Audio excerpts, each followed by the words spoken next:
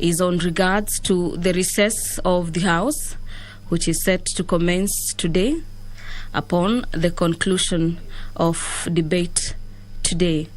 And that particular adjournment of the House for recess will go until the Tuesday, 10th of May, the year being 2022. The Speaker of the National Assembly, Honorable Justine Muturi, will be presiding over the business of the House this afternoon. I'm now handing over. We follow up on the live broadcast. Good afternoon.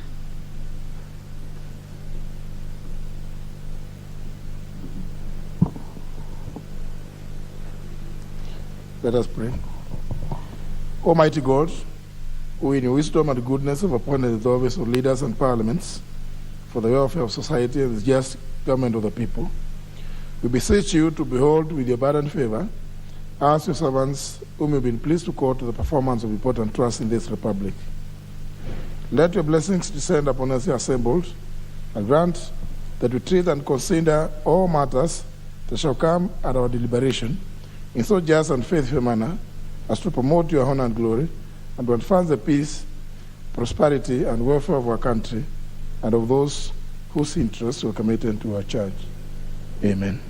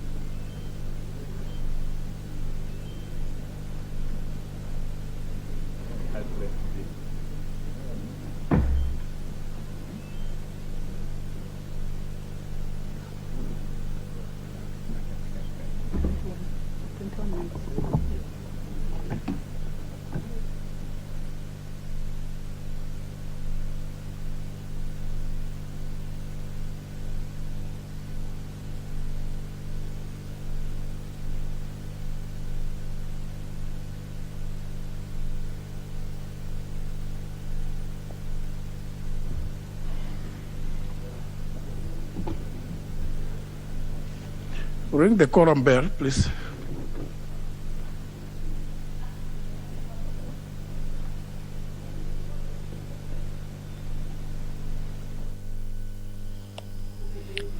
The Speaker of the National Assembly, Honorable Justine Muturi, has directed for the quorum bell to commence ringing, and this is for a period of 10 minutes. And this particular move has been necessitated by the fact that the House lacks the requisite quorum to commence business this afternoon.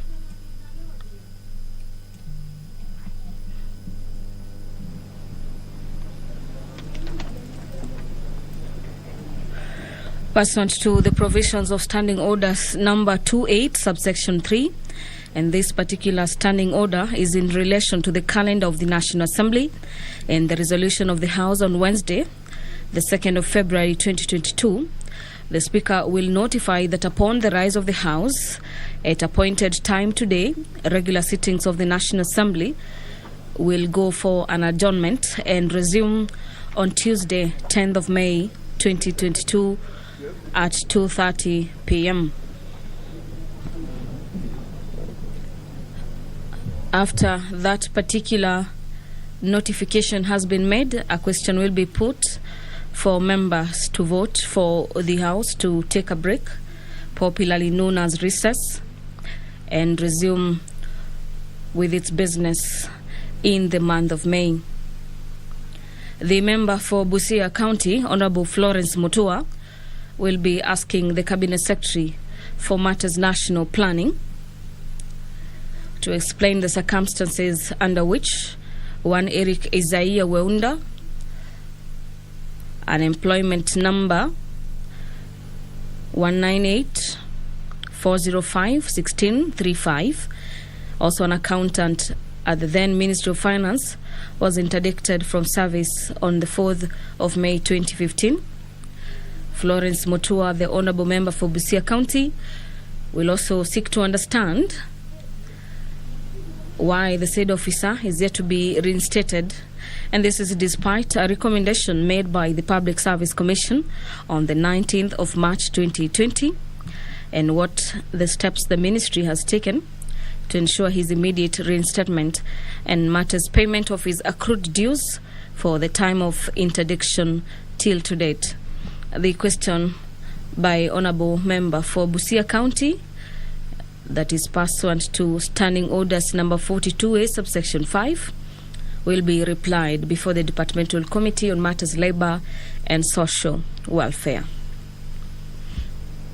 The member for Mwingi Central, Honourable Gideon Muliungi, will be asking the Cabinet Secretary for Matters Tourism what are the steps the ministry is taking in place to resolve matters human-wildlife conflict cases in Mwingi Central constituency, and this is in particular to those resulting from the attacks by elephants that have continued to endanger the lives of residents as well as cause the destruction of crops and other properties, and this is especially in Ukasi, Musovo, Kiwanza, Muyuni, Sosoma, and as well as Sosoma areas.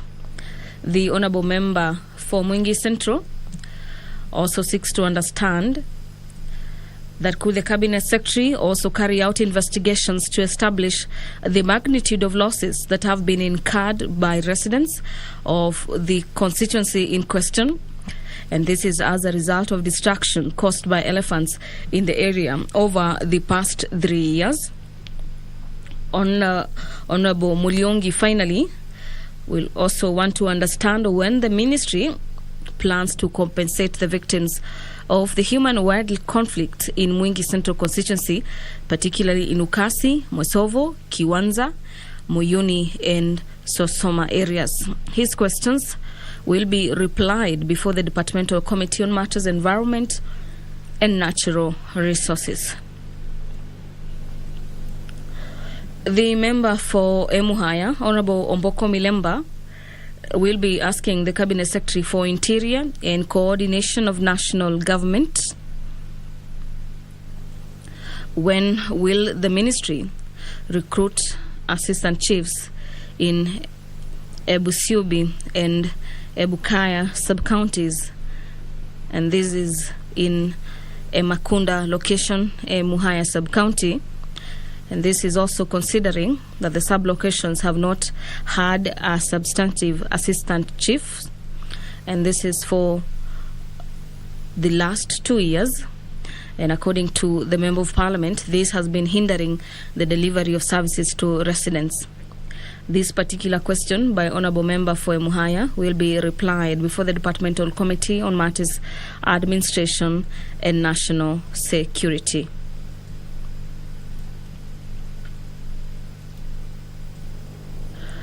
The quorum bell keeps ringing. Members of the National Assembly are making their way into the chamber 10 minutes after the usual time when business of the House is set to commence. The House is yet to start the consideration of key bills on the floor of the House.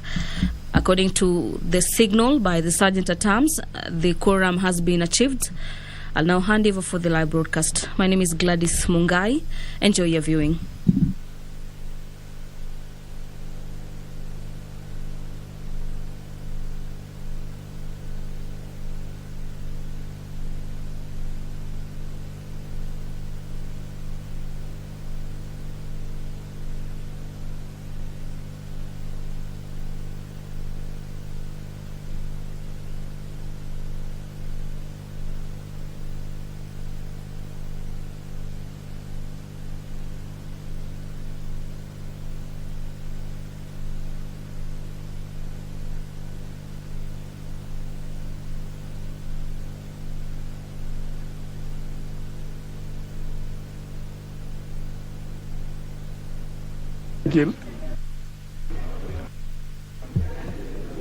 We may commence. We now have the quorum.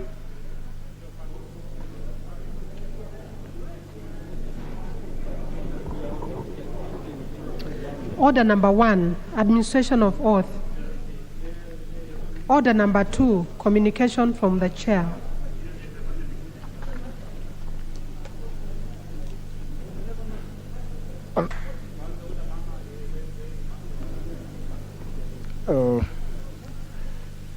Just take your seat so to clear this preliminary business.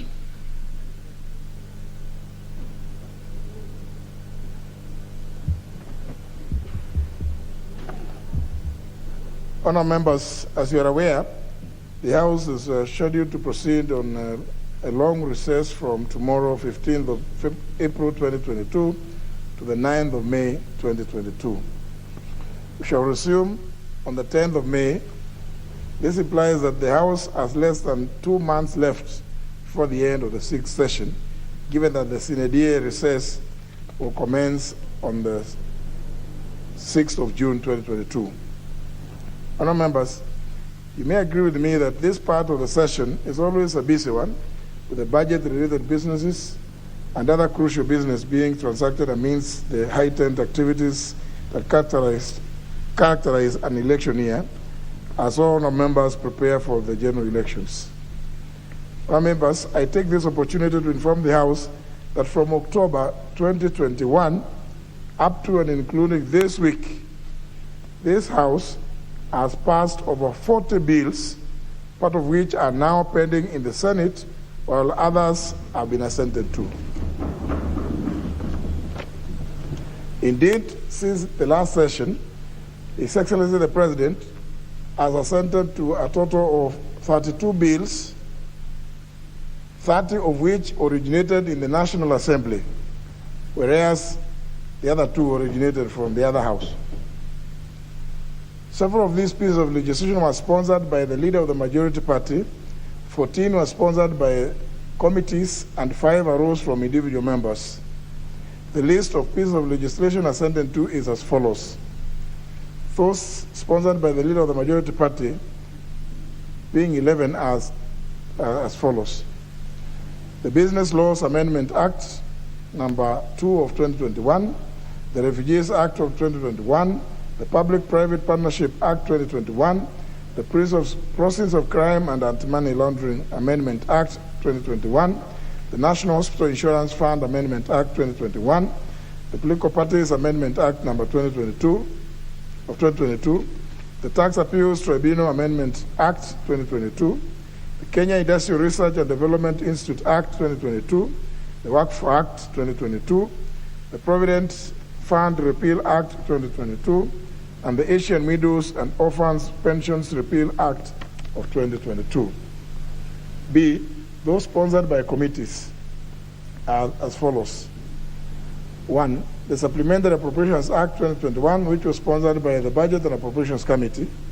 The Supplementary Appropriations Act number 2 of 2021, which was also sponsored by the Budget and Appropriations Committee.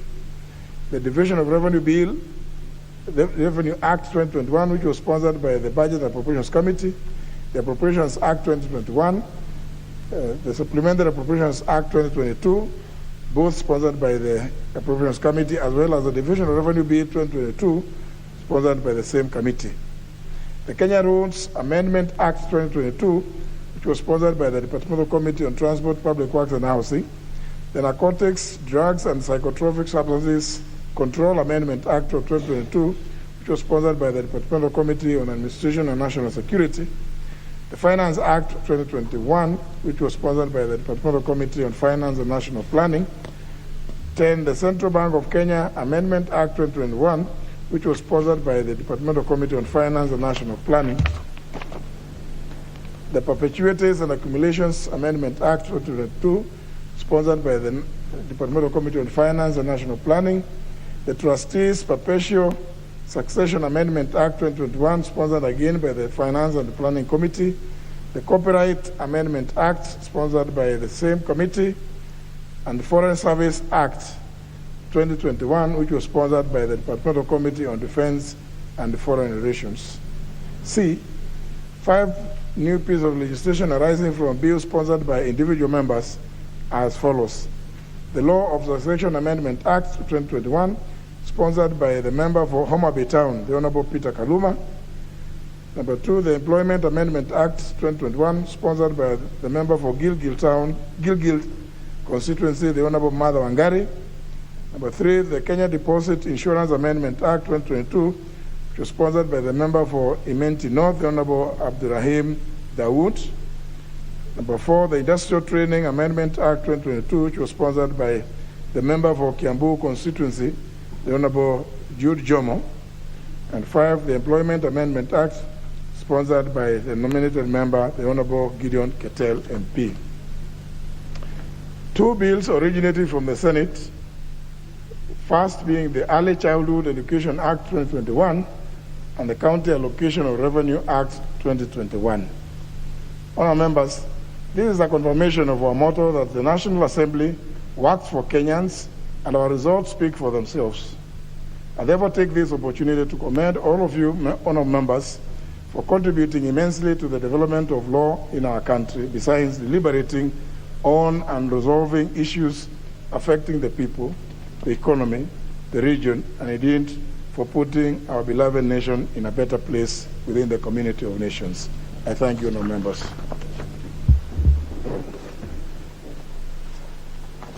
Next. Point of order. Yeah. Yes, point of order. Yeah.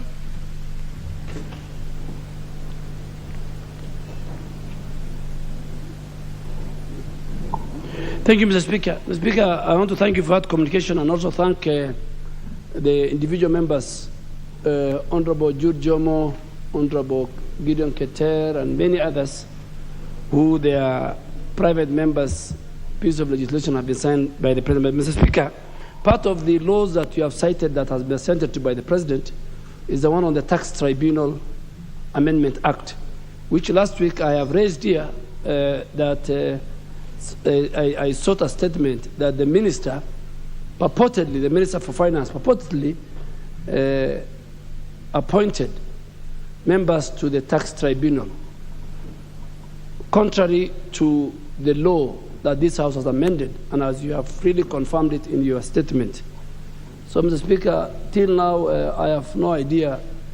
This is a gross violation of an individual and an institution in the executive usurping the powers conferred on another institution, on another arm of government. So, Mr. Speaker, I really wanted your direction on what the Delegated Legislation Committee has so far done on that matter.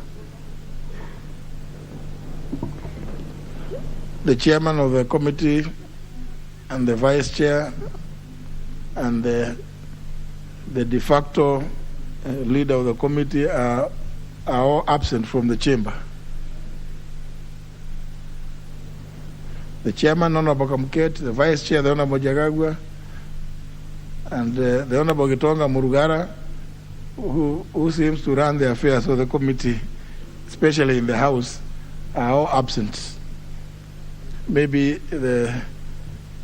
that matter should be handled by the leader of the majority to find out, because it was indeed, although I did indicate that what is clearly provided for in law, and the committee was merely going to confirm that the law is that appointment of members to the tribunal is a function of the Judicial Service Commission.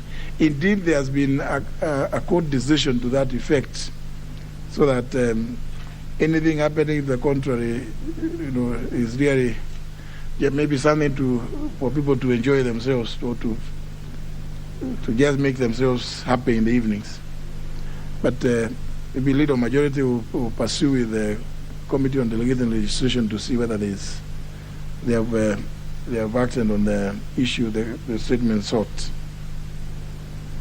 Go to the next order. Order number 3, messages.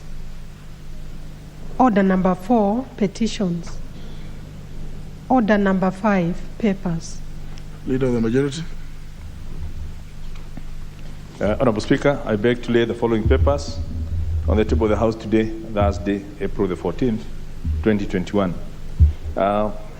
Legal notice number 46 relating to the Central Bank of Kenya Digital Credit Providers Regulations of 2022, and the explanatory memorandum from the Treasury. Number 2 is the budget statement for the financial year 2022 to 2023 from the National Treasury. Number 3, statistical annex to the budget statement for the for the fiscal year 2022-23 from the National Treasury. Number 4, the 2022 medium-term debt management strategy from the National Treasury. Number 5, the 2022 budget policy statement from the National Treasury. Number 6, various draft elections regulations 2022 and the related amendments from the Independent Electoral and Boundaries Commission, which are as follows. The draft elections voter registration amendment regulations of 2022. Number B, the draft elections general amendment regulations 2022. The draft elections voter education regulations of 2022. The draft election party primaries and party lists regulations of 2022. And the draft elections technology amendment regulations of 2022. Number 7 is the annual report for the year ending 31st of December 2021 from the National Intelligence Service. Number 8, reports of the Auditor General and financial statements in respect of the following institutions for the year ended 30th of June 2021 and the certificates therein. And these are the State Department for Vocational and Technical Training, Kenya Law Reform Commission, the National Council for Population and Development, and the State Department for Petroleum. Lastly is the reports of the Auditor General and financial statements in respect of the following institutions for the year ended 30th of June 2020 and the certificates therein. And these are Geothermal Development Company Limited and Pest Control Products Board. Thank you. Now, Leader of Majority, you were saying among the documents you have laid is one Roman 5 marked 2022 budget policy statement from the National Treasury. Yes. For 2022. The standing orders it will almost be 2 months late. I think we've already dealt with the budget. We already dealt with it. So I don't know why it is being tabled today. We already tabled it. It was committed to the committee. It was discussed. Yeah. But they brought it again. But it's probably just the same. Indeed, the rule is that the resolution of the House on the budget policy statement forms the basis of the estimates that are presented later. Yeah. So it cannot be tabled today, unless they are tabling it. Or they don't know. They don't know why. Just probably a copy for us, but we ignore it for now, having already dealt with it in the House. And our own standing orders, it must be tabled before the 15th of February. And it was done. And it was done. Yeah, indeed, the House has already gone through it and even made recommendations, some of which formed the resolution that informed the budget estimates for 2022-2023. That's right, isn't it? So we. I think that one. We will consider it as not tabled. Yes, indeed. Yeah. That particular aspect is expunged from the record. It is expunged. It is expunged. I direct that it be expunged because it's unnecessary. Then next is the chairperson, Departmental Committee on Lands, Honorable Rachel Nyamai. Thank you, Honorable Speaker. Honorable Speaker, I beg to lay the following paper on the table of the House today, Thursday, April 14, 2022.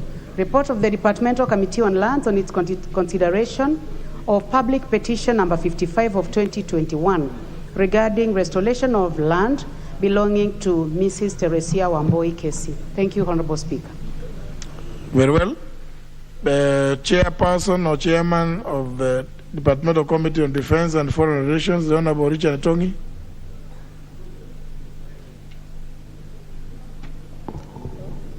Thank you, Honorable Speaker. I beg to raise the following paper on the table of the House today, the Thursday, April 14, 2022. Report on the Departmental Committee on Defense and Foreign Relations on the consideration of the Military Veterans Bill, the National Assembly Bill number 4 of 2022. I table. Thank you. Thank you. Next, the Chairperson, Departmental Committee on Education and Research, the Honorable Florence Mutua. Thank you, Mr. Speaker. Honorable Speaker, I beg to lay the following papers on the table of the House today, Thursday, April 14th, 2022. Reports of the Departmental Committee on Education and Research on its consideration of 1. The Basic Education Amendment Bill, Senate Bill number 4 of 2021, and 2.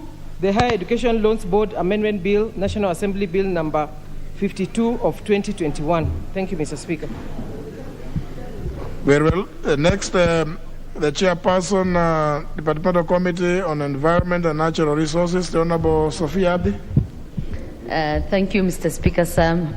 Honorable Speaker, I beg to lay the following papers on the table of the House today, Thursday, April 14, 2022.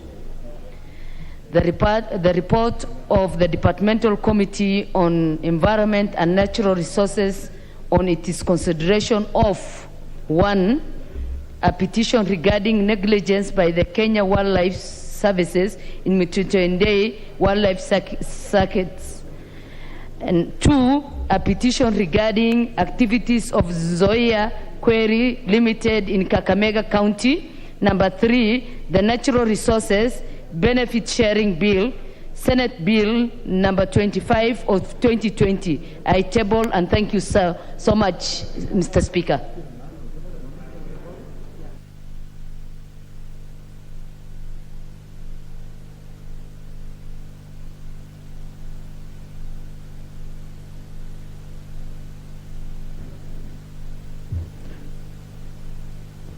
Next order.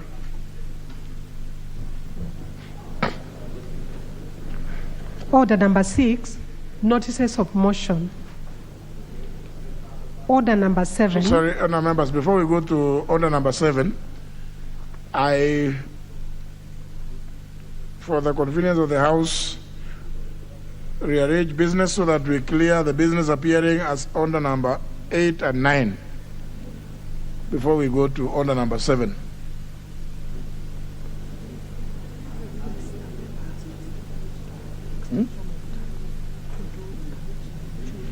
Just a minute before we do this, let me first of all do this. But it has not been brought to my attention.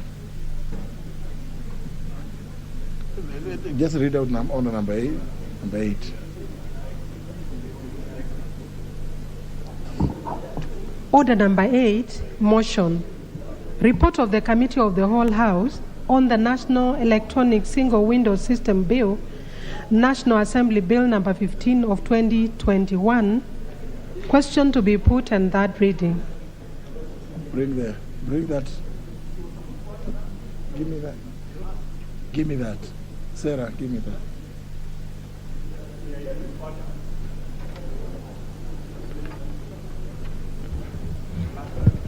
Honourable members, debate on this motion was concluded in the committee, and what remained is for the question to be put on agreements. I therefore put the question, which is that this House do agree with the report of the Committee of the Whole House on its consideration of the National Electronic Single Window System Bill, National Assembly Bill number 15 of 2021. Will as many as of that opinion say aye? Aye. Will as many as of the contrary opinion say nay? The ayes have it. Mover? Yeah.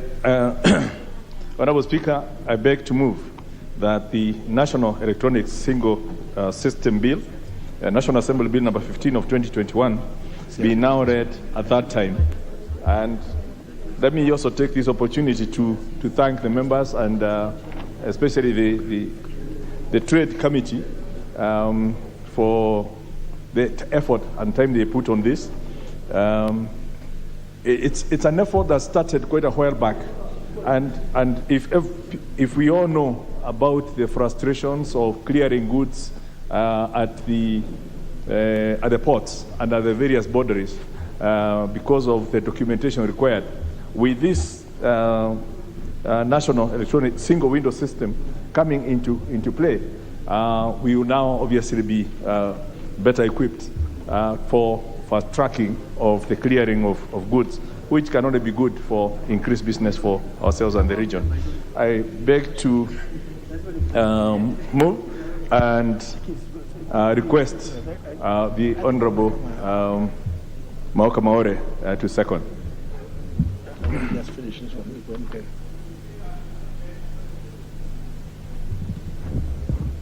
Very well, honourable members. I never proposed a question. Honourable Tongi, let's be in the House.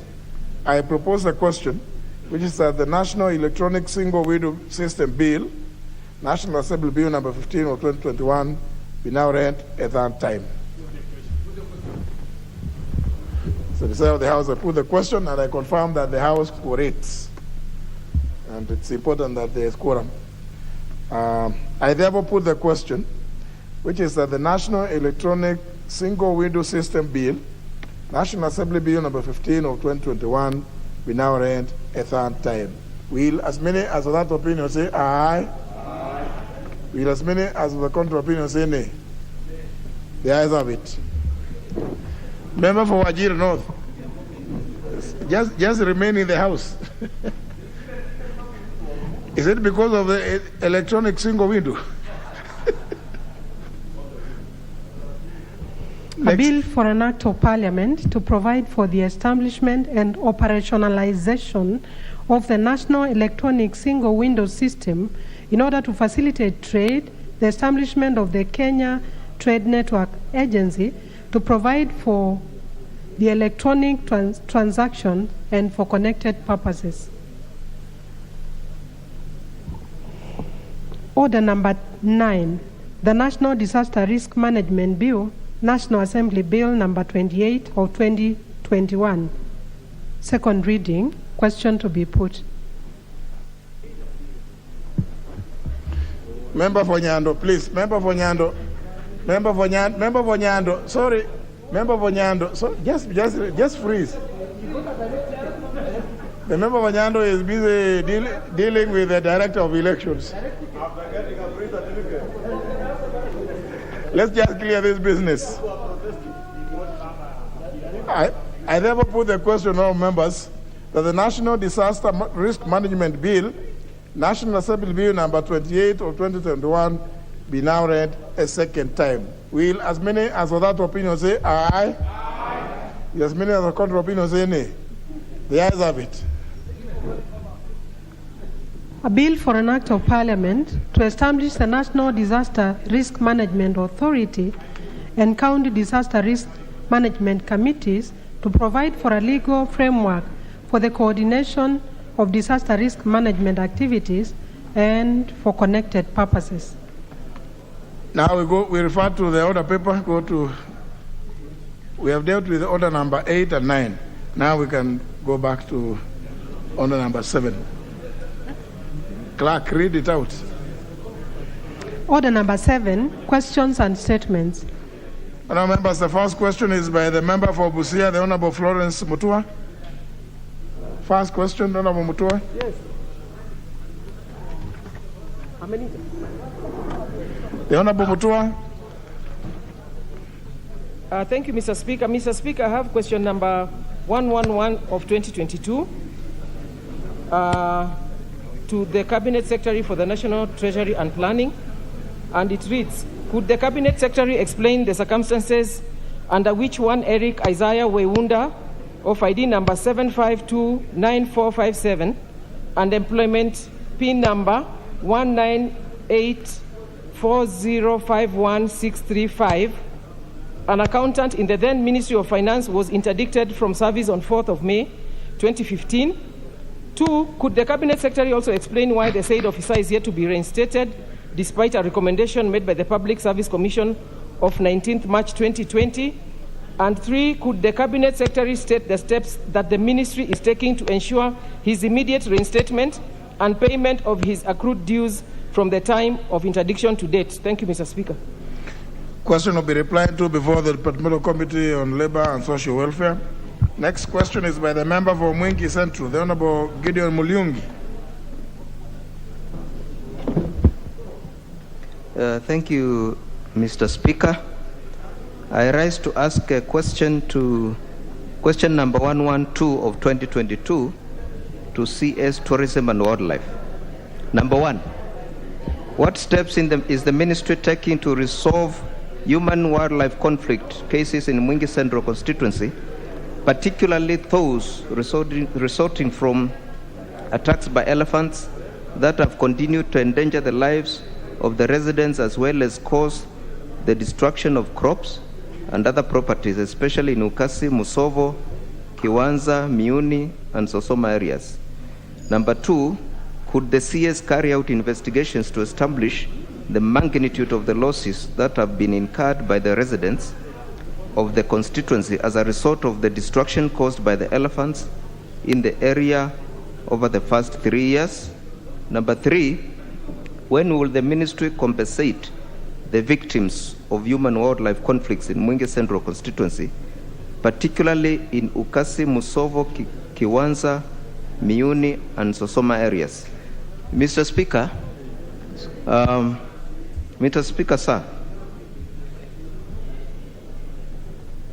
Mr. Speaker, sir, I have an issue of questions which I've asked before. Now, have you finished this one? Yeah, I've finished, yes. This one will be replied to before the Committee on Environment and Natural Resources. So what is the issue you want to raise? I have an issue. I've asked several questions before, and some have not been answered. And the matter was raised here in front of your Deputy Speaker, Chebo. But you needed to have. Yes, you needed to raise. When did you ask the questions? I asked some questions in the last session. Last session? Yes.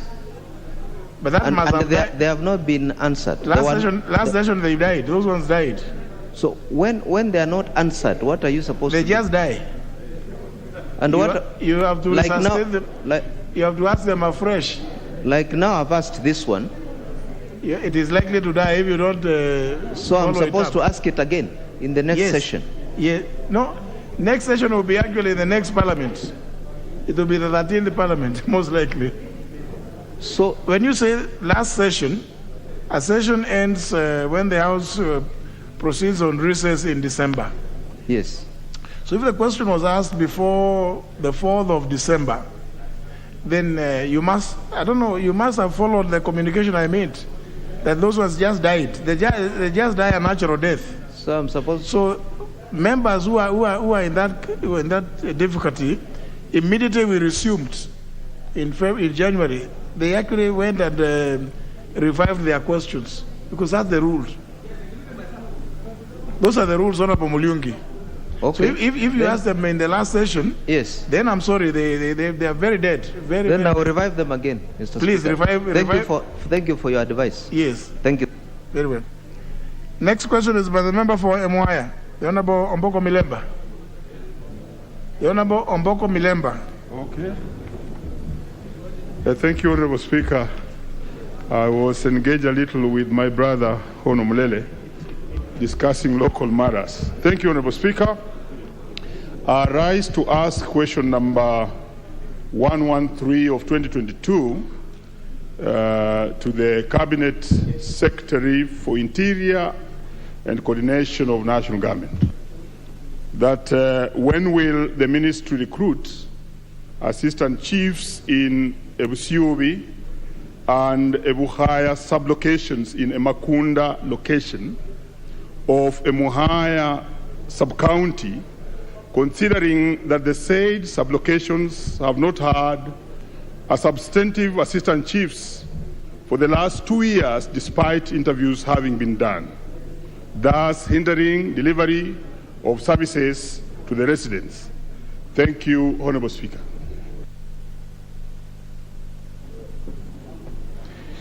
That will be replied to before the Committee on Administration and National Security. Last question is by the member for Ugenya, the Honorable David Ochieng. Thank you so much, Mr. Speaker. Honorable Speaker, my question relates to what's ongoing in the country now about phone calls just dropping you could be on a phone call and you're being told that the person you're calling is not available and all that. So, Speaker, I wish to direct this question to the Cabinet Secretary for Information, Communication and Technology. Speaker, could the Cabinet Secretary explain to Kenyans where there has been an occurrence of calls dropping midway or interference with their phone calls during phone calls, including unstable network all over the country by the mobile phone service providers across the country for the last 6 months, leading to loss of business and opportunities, among others? So, Speaker, could the Cabinet Secretary explain what measures the Ministry has put in place to end the said occurrence of calls dropping and interferences during calls, including the unstable network by the mobile service providers? And how long will this last? Thank you, Mr. Speaker. After elections, it will stop. Well, who's the current chair of that committee? Is it ICT? Who's the current chair of that committee? No. The Honorable Kisang is no longer the chair. Who? Oh.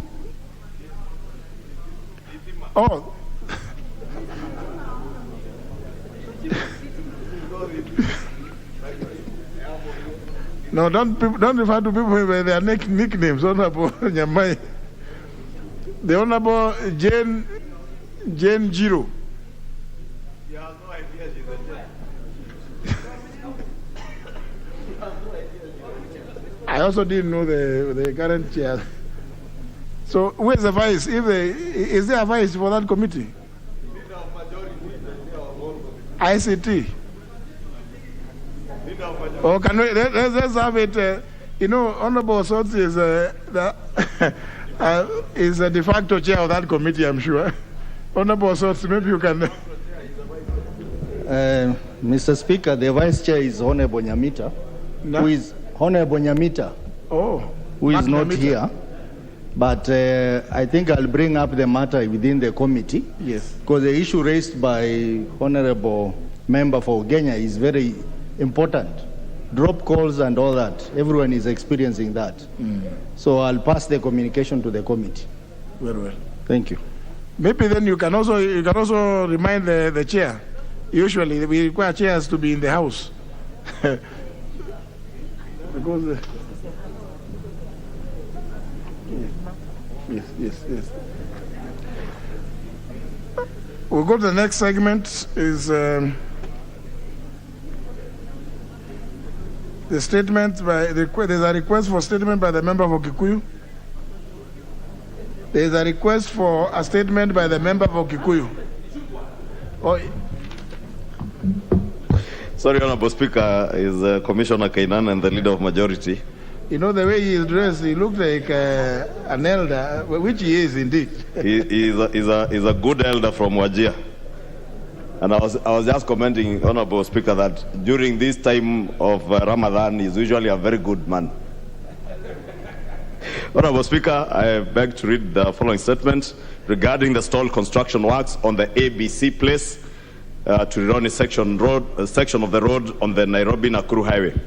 Honorable Speaker, pursuant to the provision of Standing Order 44.2c, I rise to request a statement from the Chairperson of the Departmental Committee on Transport, Public Works and Housing regarding the suspension of works by the contractor on the ABC Place, Rironi Road as part of the Nairobi-Nakuru Highway.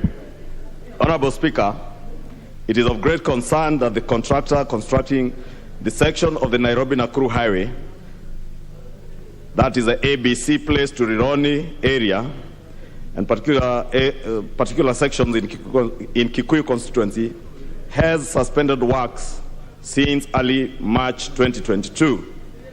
Honorable Speaker, the contractor avers that they are owed billions of shillings by the government of Kenya, and which have remained unpaid for an inordinately long period of time, forcing the contractor to suspend works on that very busy highway. Honorable Speaker, it's noted that the contract period at the time of award of the contract was a 3-year contract, and the project was to take approximately 3 years, and it is now in the 5th year, even as it stalls and the contractor has moved out of the site. The contractor is suspending works as a result. The contractor's suspension of works has resulted in residents of Kangemi, Othero 87, and Kinoo, particularly those along the Kinoo Chiefs Collector Road and the Kariango Kanyarere Collector Road number 6, to be greatly inconvenienced, considering that the contractor had actually dug up the collector roads and sections of the highway, which are now left undone, causing a great risk to road users on the otherwise very busy highway. Honorable Speaker, it is against this background that I seek a statement from the chairperson of the Departmental Committee on Transport, Public Works, and Housing on the following.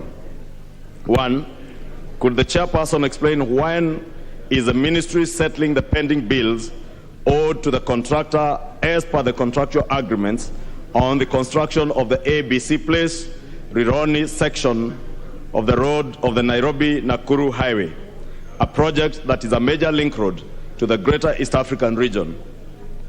2, could the chairperson further explain measures put in place by the ministry to ensure that the construction works are resumed on the said road and when it is projected to be completed, including the collector roads in Kikuyu constituency and in particular the Kinoo Chiefs Road, Collector Road number 5, and Kariango Kanyarere Road, Collector Road number 6. 3, could the chairperson explain what measures has the ministry put in place to ensure that the section of the road between Kinoo Chiefs to Muthega and Kariango areas is made motorable and passable, considering that the earthworks which had already begun and which had already begun, Honorable Speaker, and were left uncompleted, and particularly during the expected rainy season, which is expected to begin shortly, this road will become completely impassable, thereby inconveniencing many residents of Kinoo, Muthega, Gaitumbe, and Kariango areas all the way to Kanyarere in Kabete constituency, and also sections of Kangemi at the bypass, the intersection at Kangemi and the bridge, which has been left incomplete. 4, the existence of dug-up trenches and holes by the contractor, particularly which is bound to immensely affect the road users and residents during the rainy season of April to August 2022, when the chairperson to indicate what first aid measures or what remedial measures the ministry or the contractor is taking to ensure that they do not put road users along the busy highway to risk. Honorable Speaker, maybe just to add, last week a resident who was an aspirant on a UDA ticket in Nandi Hills constituency lost his life in Kangemi following a road accident, and it's because of the stalled works and diversions that have been put on the road.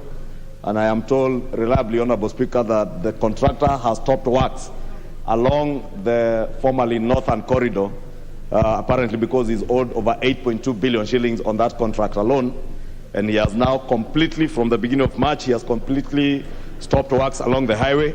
If you go to Kangemi, Honorable Speaker, today, they had started working on the bridge that connects Kangemi to Loresho, and it's been left incomplete. And of course, the sections that I've mentioned in my own constituency of collector roads that were left unattended as a contractor pulled out. Yet we had been promised that this contract will be completed in 3 years. With that, Honorable Speaker, I thank you. The chair of Transport Committee is certainly not in the House, Honorable Kosing. So the request will be channeled through the office of the Leader of Majority. Maybe Leader of Majority, your statement. Honorable Speaker, pursuant to the provisions of Standing Order number 44-2A, I rise to give the following statement on behalf of the House Business Committee, which met on Tuesday, the 12th of April 2022, to prioritize business for consideration. Honorable Speaker, last week, as you are aware, the Cabinet Secretary for the National Treasury and Planning did present the budget highlights and revenue-raising measures for the government for the financial year 2022-2023, and also submitted the annual estimate of revenue and expenditure for 2022 and 23 and the draft finance bill of 2022, which has since been published by the Finance Committee. Consideration of this business will require to be expedited upon our return from recess, and indeed processing during the recess. Honourable Speaker, I wish to underscore that as a House, we have very limited time, as you did explain in your communication, to prosecute this and any other important business. And even as I wish members a restful working recess and the very best in the various party nominations, I request that once this exercise is over, members actively participate in the committees to enable them expedite these two key business on the financial estimate and any other urgent business before them.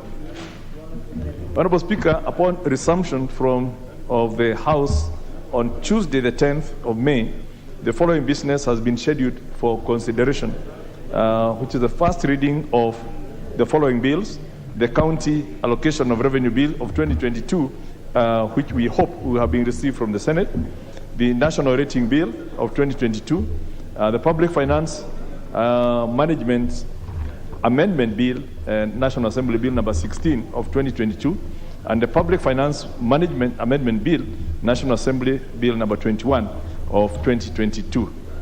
We also consider a second reading of the following bills: the Mang Bills, Mang Beans Bill, Senate Bill number 9 of 2020, the Prompt Payment Bill, Senate Bill number 16 of 2021, and the Startup Bill, which is Senate Bill number 1 of 2021, in addition to all the others we will not have completed by today.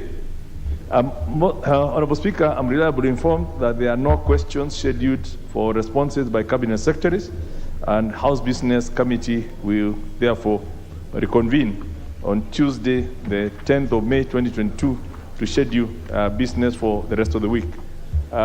We obviously will be going on a short recess, and I want to also take this opportunity to wish members the very best during that recess, and also for those who profess the Christian faith, happy Easter, and for our Muslim brethren and sisters to continue with their fast, happy Eid when we get there. Thank you, Honourable Speaker.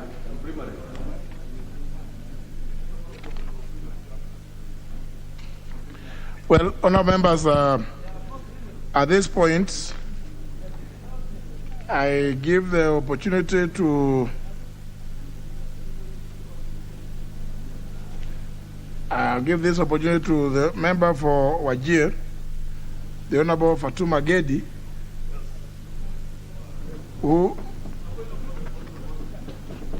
yeah?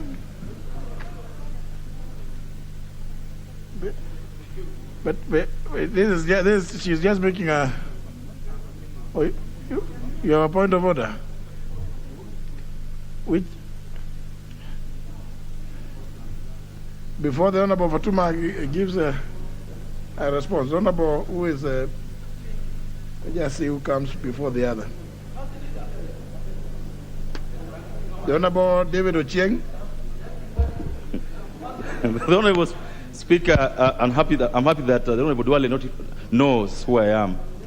It's not you know who I am, but I'm sure soon he will know that I'm a party leader. Mr. Speaker, I rise under Standing Order 83 to raise a point of order on fundamental matters, Mr. Speaker, relating to this House.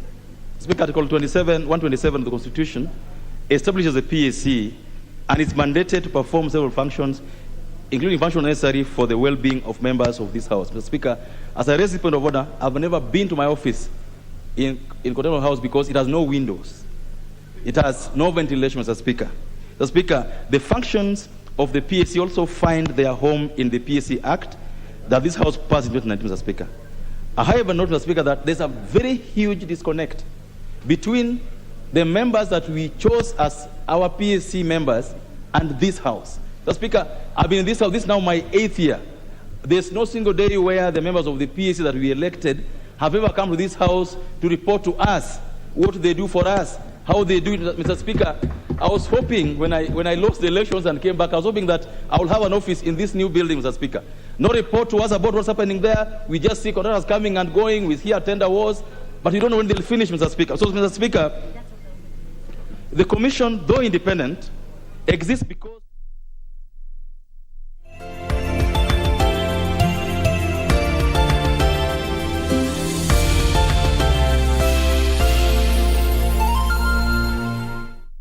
hĩndĩ ciothe. Idi mũrĩ akenu. Idi mũrĩ akenu. Siku ya leo ni siku ya muhimu sana kwenyu nyote na kwangu mimi. Ni siku ya muhimu kwa sababu kazi ya miaka mingi leo hii Mwenyezi Mungu ametuonekania na atuonekera Ngai kate etiguo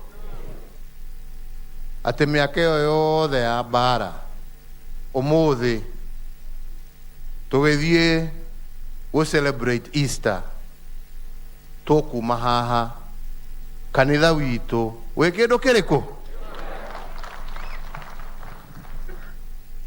nyine ndacokeria Ngai ngatho kwa sababu ya hiyo, na pia na washukuru viongozi wenu kwa sababu safari hiyo haikuwa safari rahisi.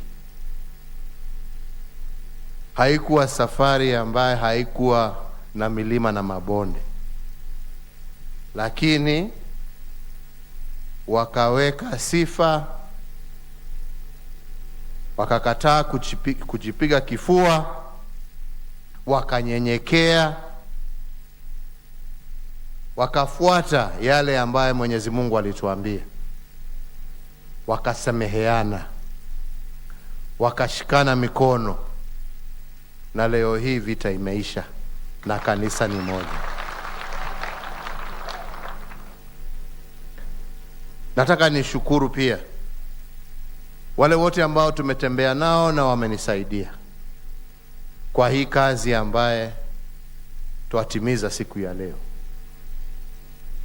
Ingekuwa makosa nisipokumbuka wazee wengine ambao wamenisaidia, wazee kama Bishop Imathio wa Methodist, Archbishop ama Bishop Njenga wa Anglican, wanahusia na wale wengine wa ofisi yangu ambao wametembea hii safari pamoja na hawa wazee, na wote ambao kwa roho safi, hata kama hii haikuwa kanisa lao, lakini walikuwa wanahangaika wakiona watoto wa Mungu wakipigana na wakajitolea. Tunawashukuru kwa hayo yote. Hakuna kitu ambaye inaweza kushinda amani na umoja. Na kanitha uyu ni ugukura taterere imuone ugukura utuika kanitha mwe munene bururi-ini uyu witu wa Kenya, na ugukura ni undu wa urumwe. Ni turaiguithania ugukura ni undu wa urumwe. Niĩ nĩ tũcerete na inyuĩ na tũgathiĩ, na nĩ njiguaga ngĩturwo mũno nĩ ũndũ wa kanitha ũyũ. Njũĩ athuri na atumia arĩa mambĩrĩirie kanitha ũyũ, bata wao warĩ kĩ? Bata wao warĩ gũtigĩrĩra atĩ andũ aitũ nĩ maiguithania, andũ aitũ nĩ magĩa na gĩikaro mangĩhota kũrũĩra bũrũri wao na bado gũcokeria Ngai wao ngatho na kũmũhoya ahe andũ aitũ hinya mahote kũrũĩra wĩyathi wa bũrũri ũyũ witũ. Kĩu nĩkĩo kĩhumo gĩa kanitha ũyũ. Kanitha ũyũ ndwambĩrĩirio kwĩna wega, gũtiarĩ wega. Andũ nĩ kũingatwo maingatagwo makanitha marĩa mangĩ, nĩ makana nĩ mahenia iye. Ciana citũ ikĩinganagwo rĩu ndĩkĩoga ciana no nĩ ababa itũ nĩguo makĩragwo ciana ciao itingĩthoma. Aingĩ mathomithirio nĩ kanitha ũyũ, tiguo? Kwoguo kuona kanitha ũyũ watũkĩte nĩ ta kuuganaga bũrũri wa Kenya nĩ mwatũku. Na rĩu mwĩ hamwe, etererai muone bũrũri wa Kenya ũgĩcokanĩrĩra ũguo.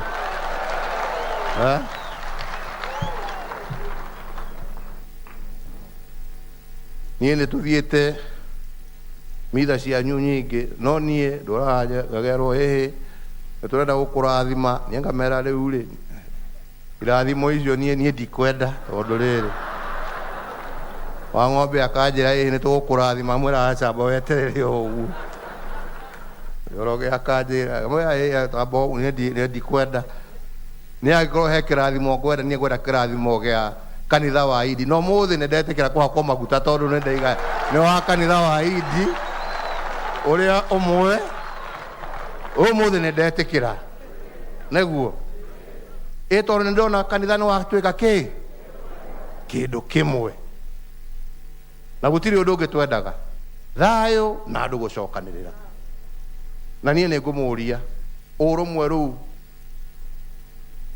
mwanyitwo muthi reke ngwire shaitani ndakomaga neguo shaitani ndekaga atia ureciria riu hau tuikarite haha ni mukenu ureciria ni mukenu amwetereirio mundu ngari-ini kana matatu iria ukuhaica ambiririe gukwira we kuhana na njuku na maheni na ki wa ng'ombe agitonya hau erwo ni njoroge uria aroigire turarugamite na hau na njoroge ni uria kunjiraga muhinge matu twambararie maitho kwi mwathani ucio niwe gututongoria cia shaitani turege tondu no eguruta wira ndanogaga guthukia handu hothe he thayo riu ni kwihariria arehariria uria ugakunyita ng'ania uria gicoe gukakwirwo uhoro wa wanda joy uguo uyu ahana uria ahana uyu ahana utiri kiruta kiu indo ciothe iria Ngai ekumuhe cituike ni cia gwaka no ti cia kuruja kana kubunja kana kuragana kana gutemangana maundu macio ni mathira umuthi neguo tiguo na ni gutiri kindu kingi ngoragwo ngienda wanike ugaga na matinda makinuma nie ndimeraga ariai no kiria njui o to uguo ndataurithania na inyue na twacokaniriria kanitha wa Idi gutwarana na bururi wa Kenya kinya ndigirire no watuka kindu kimwe mende kana marege utire kundu megutuhira gutire kundu kungi turathi tuguthie na miaka iria Ngai atuhete na yakinya o mundu na 6/3 yake neguo tiri-ini wake koguo aria mareciria ati gwi kindu mareka ri kwihenia marahenia gutire kundu turathi twi guku na tugutura turwagira urumwe tugutura turwagira thayo tugutura turwagira wega wa bururi wa Kenya o uria twabundithirio ni baba baitu na hau niho turi na tutikwehera ni turaiguithania andu aitu neguo uhoro wa njuku uhoro wa irumi uhoro wa uhoro wa kweria kugayukania andu utire kindu kiega ta thayo ona aria maragio guo miaka yothe githiaga na thayo tutiakorwo na thayo gitutiakorwo na thayo niguo hotithagia andu guthie na mbere na maundu mao na mawira mao na kuiguithania na tuguthie tukihunjagia thayo ucio na urumwe ucio angikorwo wa ng'ombe na njoroge ni mageithania haha na muthuri mucoke munjire ndahitirie kugeithania na mundu wothe urenda thayo ona inyue angikorwo he mundu ukirite hau utarenda uguo na njirani agwikite kana ni ekire umuthi ukiinuka umwire wene ndakuohera neguo kumagio umuthi tugucera kana ni atia tiguo tondu uguo niguo Ngai endaga tuikare na kahinda gaka tugiuka Easter gaka ni kahinda ga kwiheana neguo gaka niko kahinda karia Jesu eheanire ni undu witu ni undu wa dhambi zetu si ni kweli na ndio tuweze tuokoke na tuweze tuwe na amani. It was for healing, not for destruction. Kwa hivyo mimi nawaomba tuendelee kuwa na huo umoja ambao utatusaidia kujenga nchi ambayo itakuwa nchi ya maana, nchi ya busara, nchi ambaye Mkenya pahali popote alipo anajisikia ni Mkenya, nchi ambaye inasameheana, kwa sababu hakuna mtu akosei huyu ama huyu ama huyu, lakini tunasameheana na tunasonga mbele, kwa sababu hakuna mtu ambaye anahama hii nchi. Sini namna hiyo kana ni atia neto igwithania muthe dikwenda kwaria maiginde na maigegiaria no muthe ni muthenya wa gikeno, na muthenya wa gikeno nduthukagio na kurehwo maundu maingi kana ni atia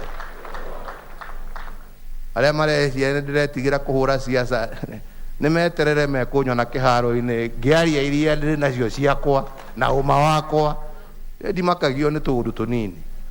Hapana, ndamakio nigetha thie kwao, tiri gundu ukundi nikuo gwakwa na nikuo gwaku na nikuo kuorio ungi na kuorio ungi, na mundu ena haki ya kwaria na yuge uria areciria na uria arona.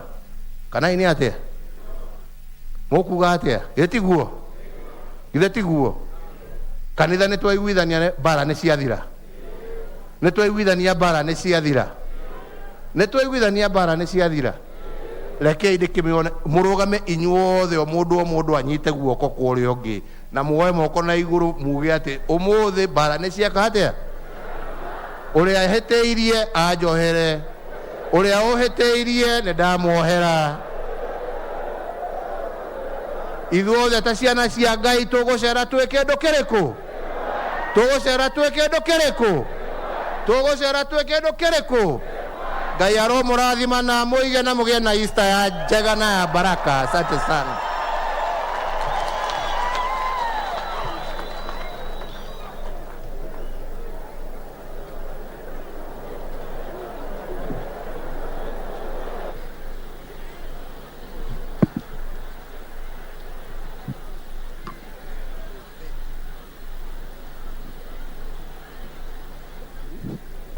Nataka tuombe ndio tuondoke. Ya, chukua hivi tukaji.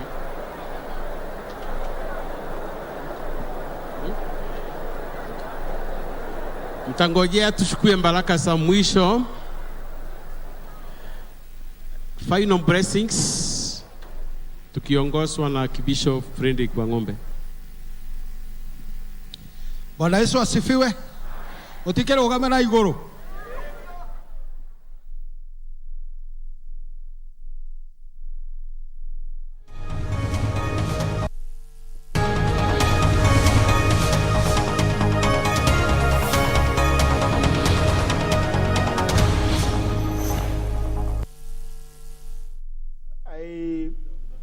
Some of those matters are clearly provided for in both Articles 127 and 128, and then others are the procedure for removal of commissioners. You know, you have to go to Article 251.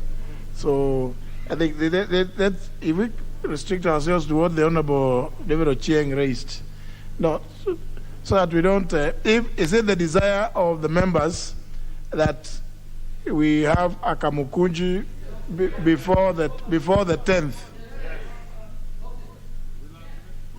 No. Let me, so that, and if we have to do it, because the 10th is a Tuesday, then we would have to do it on a Monday. Will you be available? Yes. Monday 9th. Yes. What's the best time for those who come from far away in the villages? 10th is the Tuesday. Can we say Monday 9th at 2? Honour members, please inform those others here in this chamber, inform those other members who are not present, and because I know there's some page that you use. Where is the Honourable Atandi? Is the administrator? But I saw somewhere he's celebrating, but he should have come. We congratulate him here in the house. So, honour members, so it is that there will be a Kamukunji on May the 9th, Monday, May 9th at 2 p.m. in this chamber. Please let's all purpose to attend so that a number of the issues that the Honorable David Ochieng has raised can be conversed, and also for the Commission to brief, and if it's not able to brief, for you to take appropriate action. No, there's not debate now that, because it would be better if we can debate it then, because there is a sitting of the National Assembly. The Kamukunji will not be a sitting of the National Assembly.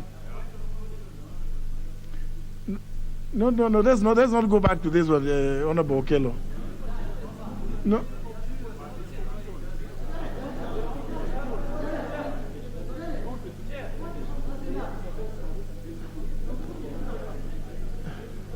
I think let's remove the names of our staff.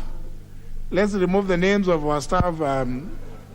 Yes, let's remove the names of our staff. I think it's not right. Mm-hmm.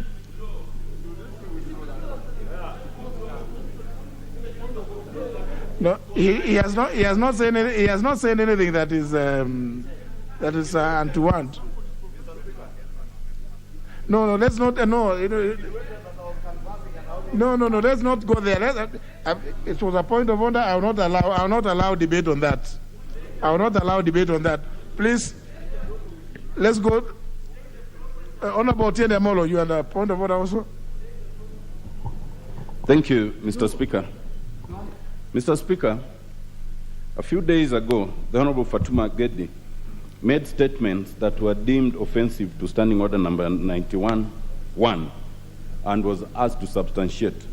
And this afternoon, I have seen her carrying a big bag that suggests that she's ready to substantiate. But, Mr. Speaker, before she does, I think there are some issues of principle that you need to guide us on, because we are on uncharted waters. Mr. Speaker, I raise under Standing Order number 1, 90 and 91 as read together with Article 51 of the Constitution. Mr. Speaker, the words that the Honorable Fatuma Gedi is now required to substantiate, and I have no doubt that she must rise to the occasion, were words to the effect that the Honorable His Excellency the Deputy President is a land grabber and that we are not safe in his hands. Now, Mr. Speaker, in that context, the standing orders require you, under Standing Order number 91-2, to listen keenly to what she says and to be convinced that she has substantiated, failing which you must then take her to Standing Order number 107. Mr. Speaker, what then you are required to be persuaded on is a matter of fact on the allegations in respect of the Deputy President. Mr. Speaker, when then you are required to make that decision, you sit in a quasi-judicial capacity. Indeed, in accordance with Article 51, you are a tribunal, and you must be impartial, and you must be independent on those questions of fact. Is it true that the Deputy President is a land grabber? Fact, which has to be demonstrated. Is it true that we are not safe in his hands? Fact, which has to be demonstrated. Mr. Speaker, it then puts us in difficulty because the Constitution describes the members of the National Assembly, the 349, and then says, and the Speaker, who shall be ex officio. But it doesn't help, because when you go to the definition, it says a member of Parliament is a member of Parliament. So is the Speaker, for these purposes, a member of Parliament who must disclose conflict of interest under Article 91 or not? Mr. Speaker, that question of fact, I think, will put you in difficulty, because we take judicial notice, Mr. Speaker, that you have found it fit to take sides with the Deputy President, which means, by definition, in terms of whether we are safe in his hands, your answer has been yes. It therefore makes it difficult for you to come to a conclusion of fact in respect of that question by this member. Mr. Speaker, I want to save you the difficulty of having to be a judge in your own cause, because that then will be a question of fact.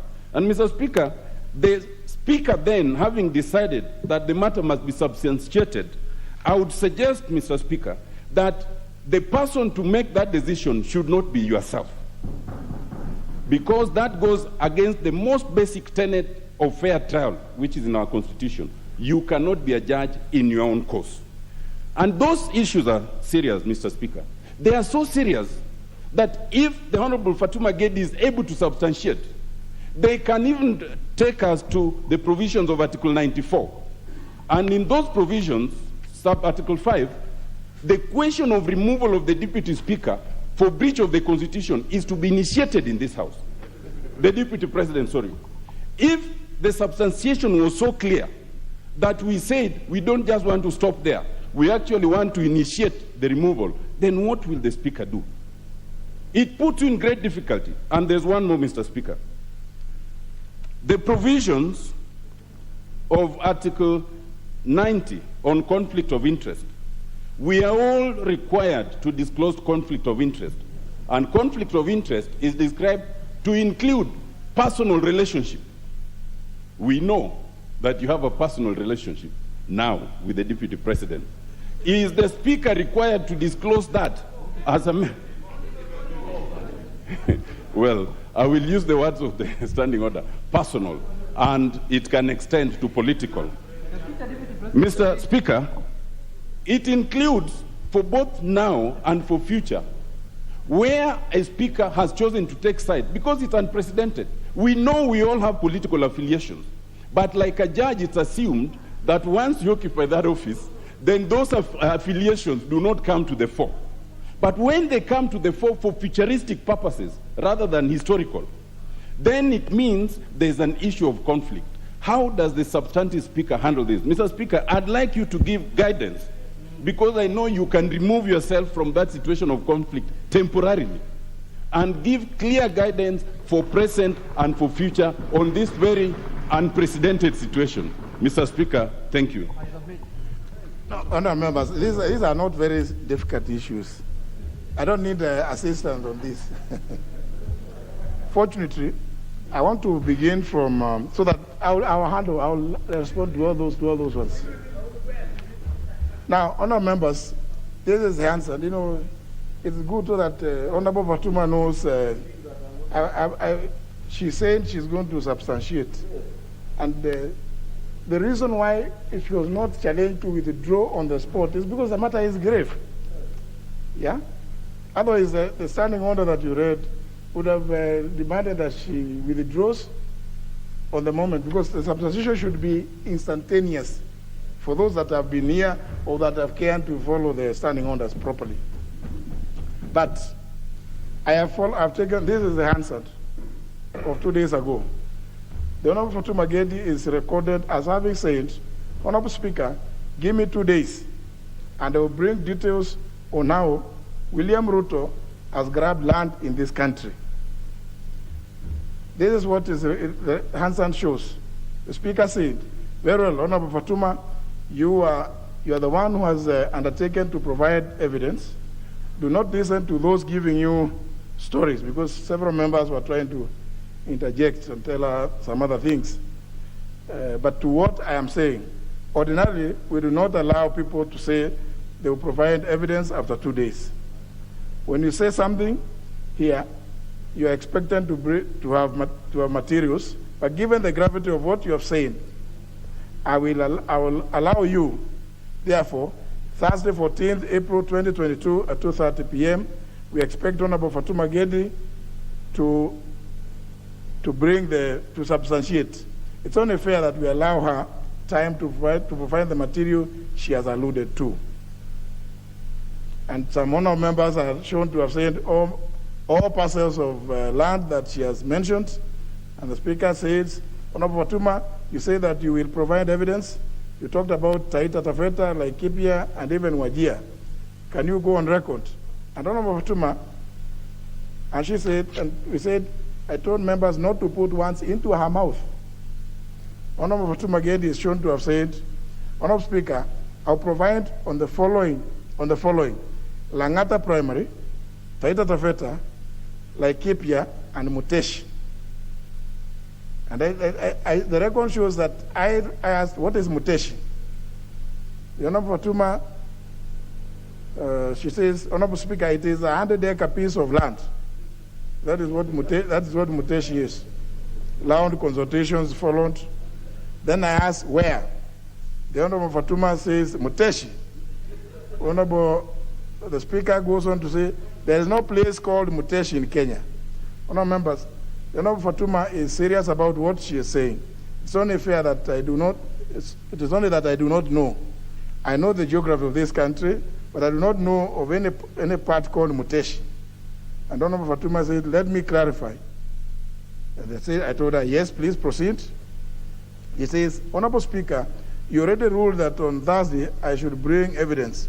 Muteshi is land which belonged to the late Muteshi and is in Trans Nzoia. And I asked, in Trans Nzoia? The Honorable Fatuma says, yes. I say, very well. Honorable Fatuma is shown, Honorable Speaker, if you allow me, I'll bring the details on Thursday at 2:30 p.m. And I'm on record saying, thank you. And we agree that the Honorable Fatuma is doing that. And he didn't approach me and saying that she is going to do that. So that is clear from that point. Honourable members, not in anticipation, but as you know, I always have to go back to records and see how we have treated situations of this nature. An incident happened on the 27th of April in 1993. And it followed on something which had been there on 22nd. 22nd of April 1993, during the second reading of the Veterinary Surgeons Amendment Bill, the member for Kisumu Rural, the Honorable Professor Anyang' Nyong'o, rose on a point of order with the intention to adjourn debate on the bill for the House to discuss a matter of a claim that the Central Bank of Kenya was being robbed about 25 billion a week.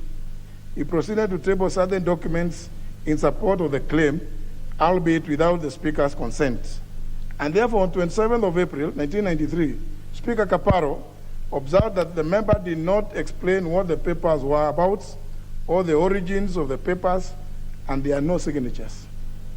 The Speaker then ruled that the papers purportedly laid on the table of the House by the Honorable Anyang' Nyong'o could not be admitted into the records of the House for the reason that the member did not follow the procedure for laying papers as exemplified, as explained.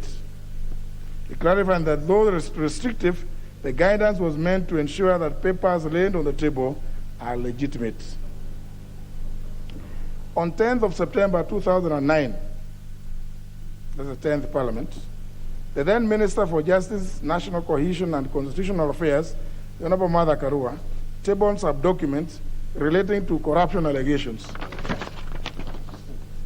After scrutinizing the document, the Speaker Marende ascertained that the documents were not signed, and on the 10th of September 2009, Speaker ruled that the documents were inadmissible and would not be allowed to go on the records of the House. Then on the 18th of January 2011, the then member for Juja, the Honorable William Kabogo, tabled 3 documents. One, a letter dated 20th of December 2010 from the same member addressed to the Minister of State for Provincial Administration and Internal Security and Acting Minister for Foreign Affairs, the late Professor George Saitoti. B, a document titled, in brackets, classified information in the United States. And C, a document which the Honorable Member described as dossier, containing the names of Honorable Members said to be involved in drug trafficking. The Speaker undertook to acquaint himself with the documents in order to establish their authenticity or otherwise and determine their admissibility. Among the considerations that the Speaker relied on included the requirement for signatures on the documents and some form of certification where a document other than the original has been tabled. Speaker Marende made the following directions on the 18th of January. A, with respect to the letter from the member for Juja, Speaker observed that the letter had been done on the member's letterhead. It bore the member's signature and was stamped as having been received by the Minister of State, Office of the President, on 20th of December 2009. With that, the Speaker ruled that the letter was admissible. B, with respect to the document titled Classified Information in the United States, the Speaker observed that the document appeared to have been downloaded from Wikipedia website, a free online encyclopedia that contains articles not necessarily owned by anyone, and which allows any person to edit anonymously and post it as articles. The Speaker then ruled that the document was inadmissible on account that it was sourced from an unknown publisher. The source permits anonymous alteration of contents, and the article was free in the public domain. And C, on the so-called dossier, Speaker ruled that the paper was inadmissible because he noted that the document, 1, was not dated, 2, had no indication of the author or whom it was addressed to, 3, bore a stamp appearing to be for Kenya Anti-Corruption Commission, KECC, without indicating the date when the stamp was imprinted on and by who. 4, had no signature or any other form of identification of the source or ownership. The Speaker further ordered that the 2 documents be expunged from the records of the House and that all reference made thereto, the names of the honorable members in the context of the document, be expunged from the records of the House. The 4th example, and I'm doing this out of abundance of caution, because I'll deal with the smaller issue. The one which was raised by the Honorable Tiende is fairly small. I'll just demonstrate. The fourth incident was, it's titled Kazi kwa Vijana, KKV program, 1st of November 2011. On the 26th of October 2011, the then Deputy Prime Minister and Minister for Local Government, while issuing a statement during Prime Minister's time on the implementation of Kazi kwa Vijana, KKV program, tabled several documents which the Speaker undertook to examine before determining their admissibility or otherwise.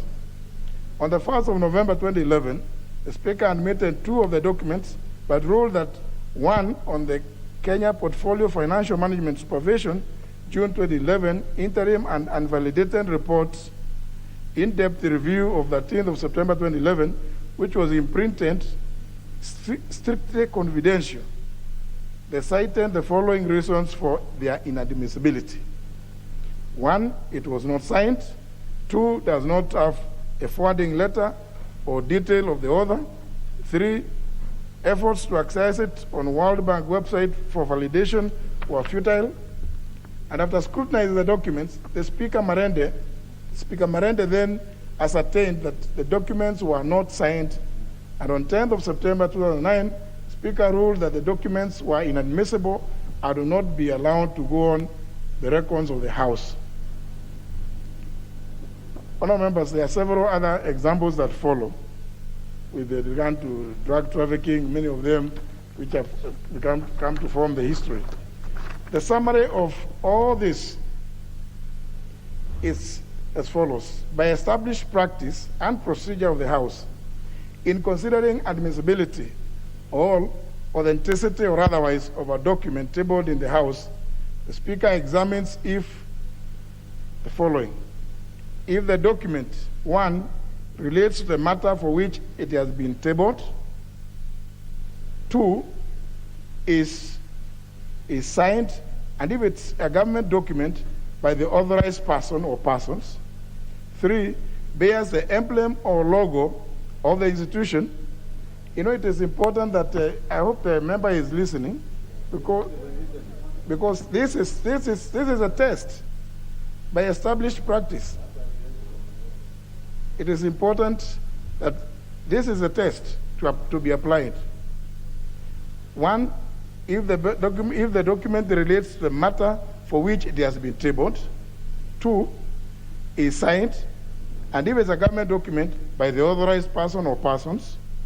3, bears the emblem or logo of the institution, person from which it originated, or coat of arms in the case of a document from the government agencies. 4, whether the document clearly indicates the author and the person to whom it is addressed. 5, whether the document discloses the origin / source of it. 6, whether it bears certification where a document other than the original is being tabled. 7, if electronic, whether it has been obtained from a source that does not permit alteration of contents, in brackets, rule of admissibility of electronic documents, electronic evidence. And 8, if it relates to a claim made before the House or a committee, its content as a nexus with a claim. And finally, whether it is stamped and clearly indicates the person signing off the stamp. That is, insofar as the technical part is concerned. That is the checklist. Now, the Honorable Otiende Amolo has raised the issue of, and I think it is good that I can see a few other members present so that I can explain this point. I don't know of any speaker since independence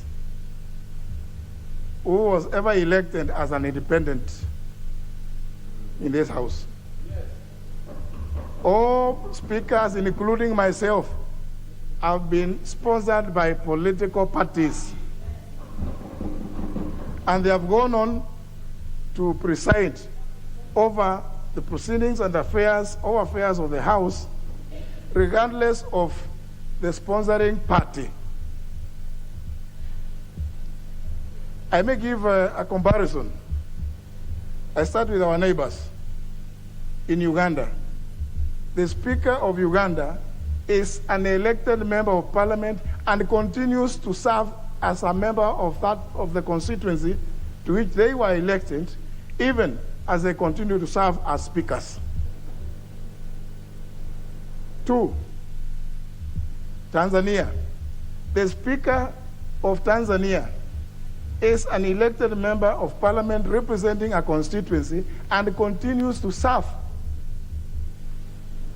In fact, it's an truism that in Tanzania, they almost invariably come from the CCM. They continue to serve as members of the constituencies in which they were elected, notwithstanding that those countries are multi-party democratic states. In the United Kingdom, the speakers are elected members of parliament representing constituencies, but they continue to serve those constituencies even as they continue to preside over the House of Parliament. Now that we adopted the presidential system, in the United States of America, the Speaker is a member of Parliament, of the House of Representatives. And if you want to jog, I may just jog your memories. During the time of President Bill Clinton, the Speaker was none other than Newt Gingrich. And many of you, if you care to read, you know the relationship between President Bill Clinton and Speaker Newt Gingrich, who was a Republican, while Bill Clinton was Democrat. During the time of President Obama, one of his terms, the Speaker, Republican from Wisconsin, Speaker Paul Ryan, who was a Republican. Many of you would recall the issues that happened when President Obama brought the Affordable Health Care Bill before Congress. Now, honorable members, just the other day, I need, do I have to say, to remind you, President Trump, Republican, was serving when Speaker Nancy Pelosi, Democrat, was a speaker. and I'm sure you all know this. At least this does not happen in Kenya. That relationship, the relationship that we have seen with those speakers, does not. We know it does not happen here in Kenya. I think, as a country, we should feel proud that we do not exhibit that level of partisanship that we have seen in that very, very, very well developed democracy as the United States. Now, as to whether I have joined what formation, it's a political formation. On the 31st, listen to this, on the 31st of August 2017, I had offered myself to run for the Speaker of the National Assembly under the sponsorship of the Jubilee Party. You honourable members are the ones who gave me the mandate. You are the ones who gave me the mandate. I did not hear you say that I need to disclose the relationship, whether personal, official, or political, I had with the leadership of the Jubilee Party. I think, honourable members, I appreciate that we are in very exciting times, but I think at this late hour in the day, you cannot challenge my impartiality. This is not a difficult matter. This is not a difficult matter, and I want to guide that the issue that the Honourable Fatuma Gedi has raised here surely is not even a matter that what impartiality, for what purpose? I mean, what partiality? All that we need to do, the documents for Honourable Fatuma Gedi is going to table will be available for every member to look at. It therefore would be a travesty of justice on such monumental scales that I do not know that indeed all of you will see that they are authentic, and the Speaker rules they are not authentic. Speaker Muturi does not belong to that school. What is authentic will be authentic before your eyes as it will before mine. So honourable members, I want to tell you to relax. Just relax. I don't think for me, this is very simple indeed. I mean, honourable members always table documents here, and we look at them, we say, surely this is not admissible. If you get it from Wikipedia, like we've had in the case which was dealt with by the Honourable Speaker Marende. So, honourable members, there is really nothing. And even those who are saying, do this, do the other, honourable members, relax. Relax. Kenya is a multi-party democratic state. That is most important for all of us to appreciate. And then when we come to this chamber, there is always the majority side and there's a minority side. In the previous dispensation, there was the government side and there was the opposition side. I have served on both sides, fortunately. So I've served on both sides of the divide. I don't think whether there is anything that can actually define this house that is before us this afternoon. Merely the mention of the Deputy President, I'm sure. I mean, even if it was a mention of whomever, all we need to do is follow our own rules. And there is no conflict, there is no interest. I have no interest.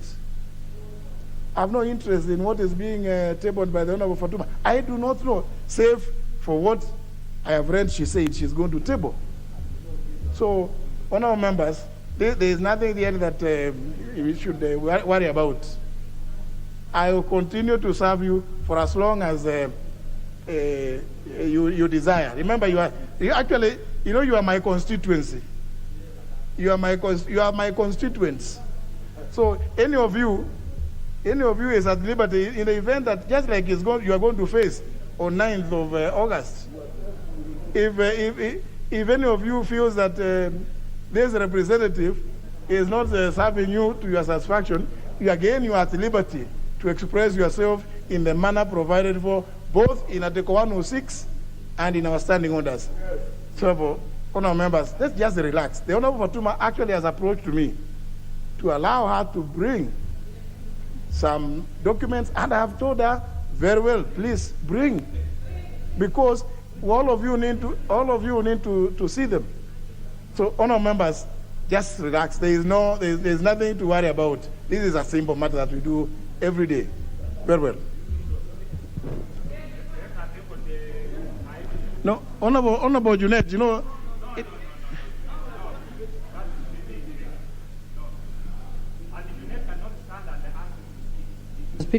Mr. Speaker, thank you very much, Mr. Speaker, for the guidance you have given us. We stand guided, Mr. Speaker.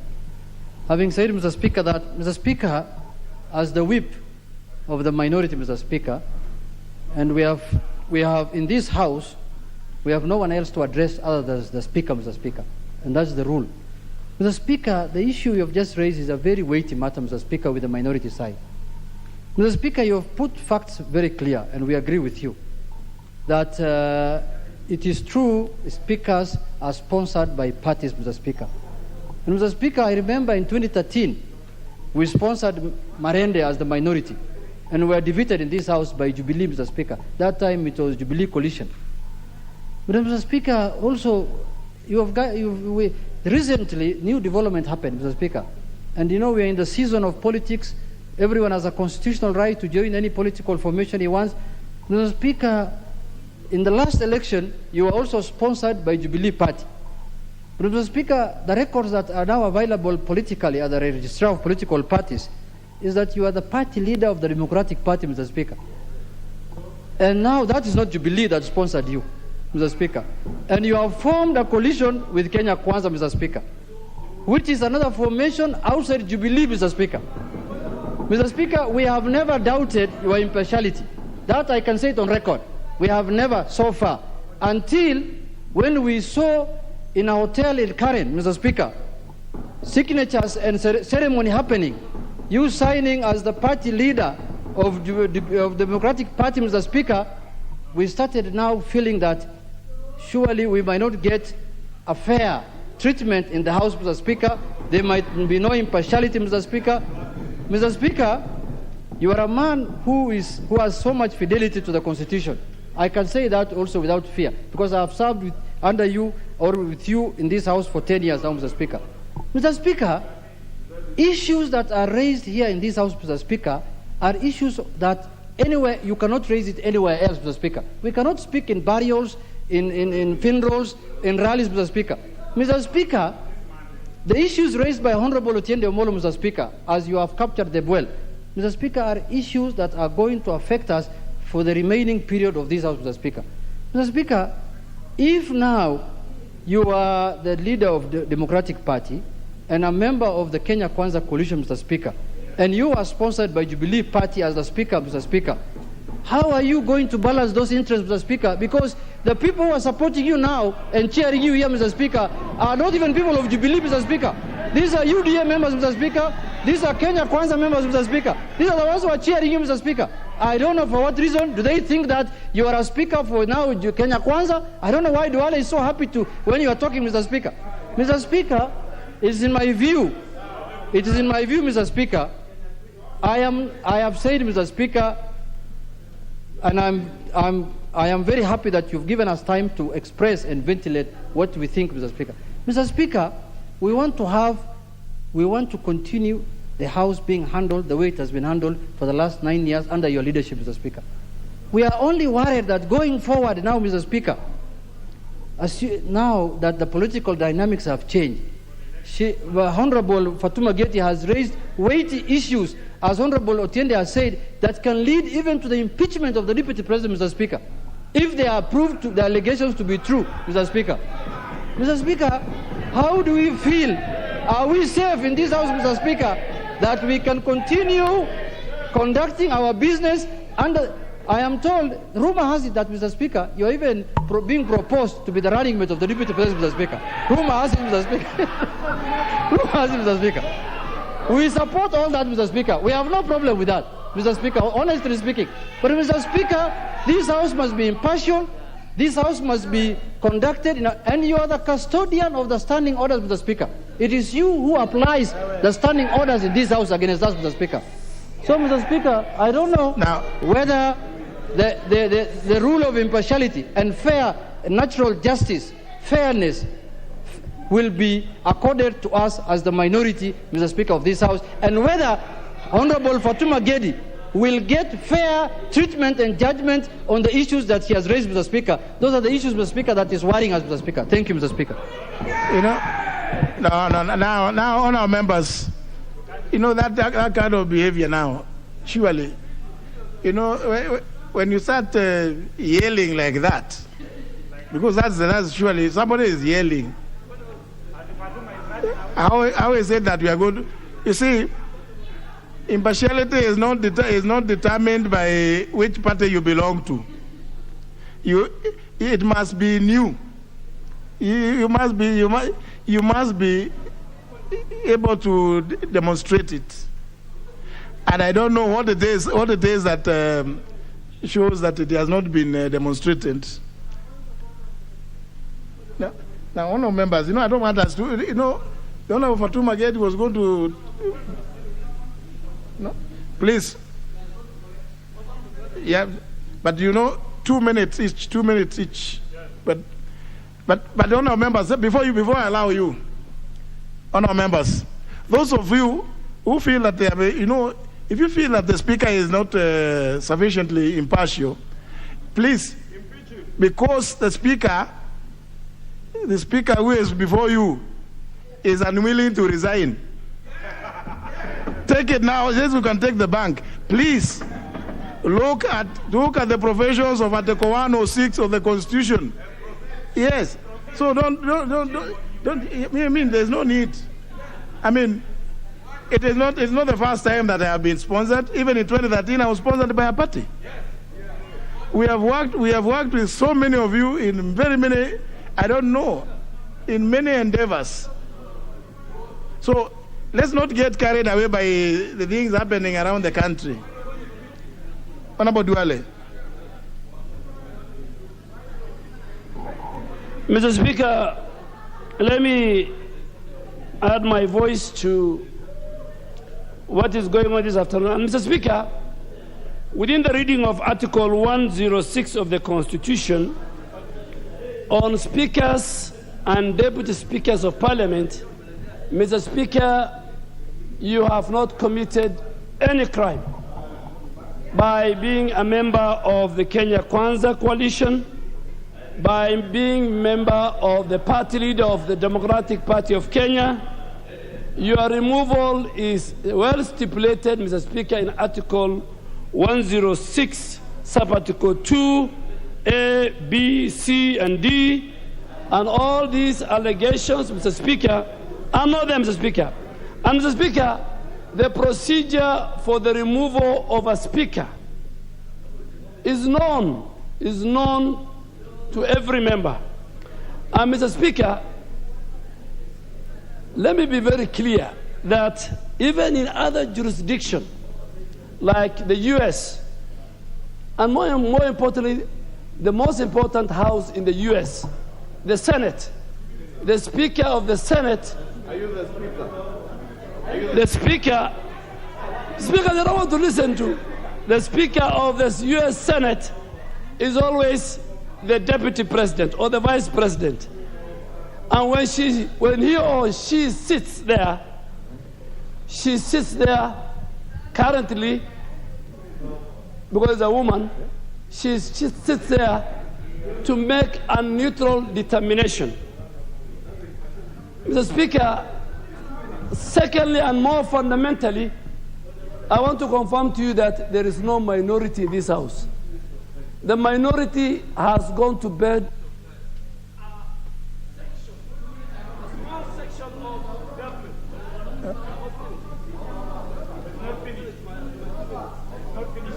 I haven't finished. You don't need to. It's a speaker. You know, You interrupt, then you start complaining. The Speaker, since February 2019, and the people of Kenya can attest to, 2018, there's no minority. The minority went to bed with some remnants of Jubilee, remnants, small group of about 25 or so.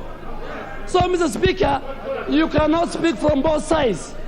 You cannot be, Honorable Junaid cannot be in government, and when it is convenient for him, he says he wants fairness.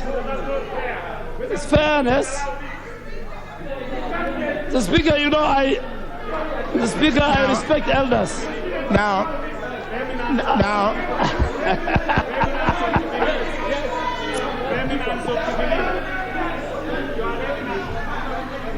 Very well. Now, Honorable Angwenyi.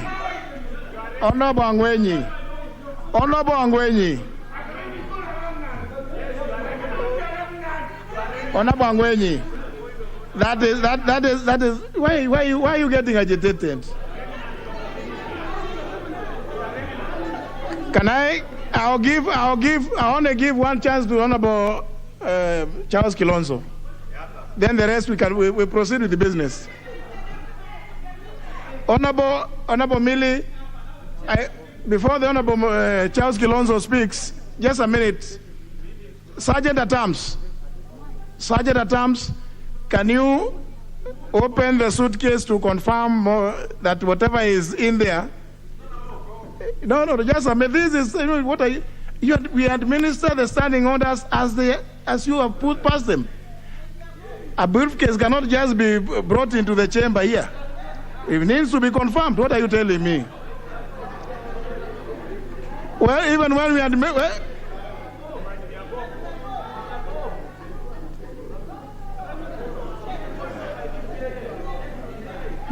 Let the sergeant, that's the sergeant at arms to check, please.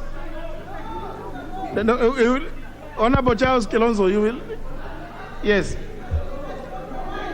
Mr. Speaker,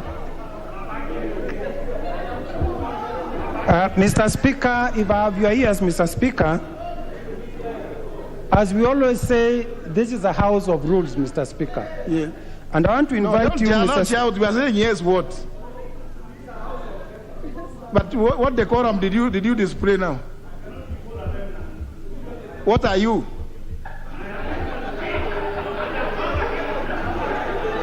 You are a member of parliament. Honorable Angwenyi.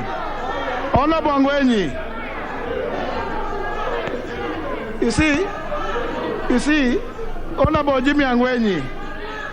No. You know, you honour members, you are the ones who are getting agitated for nothing. Then the honourable only one member can speak. Thank you, Mr. Speaker. Can we allow the honourable Charles Kilonzo to speak? Mr. Speaker. Honourable Ken Chonga, don't get agitated. Let him speak.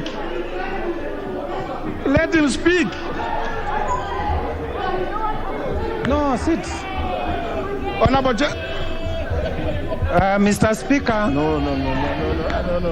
Now. Can you sit down? Sit down. You obstruct. You are blocking me. Honourable Gogo, let the member for Yatta make his point. Mr. Speaker, this is a house of rules. He's on a point of order. Mr. Speaker, this is a house of rules guided by the standing orders, Mr. Speaker. And I want to invite all of us, Mr. Speaker, to standing order number 87.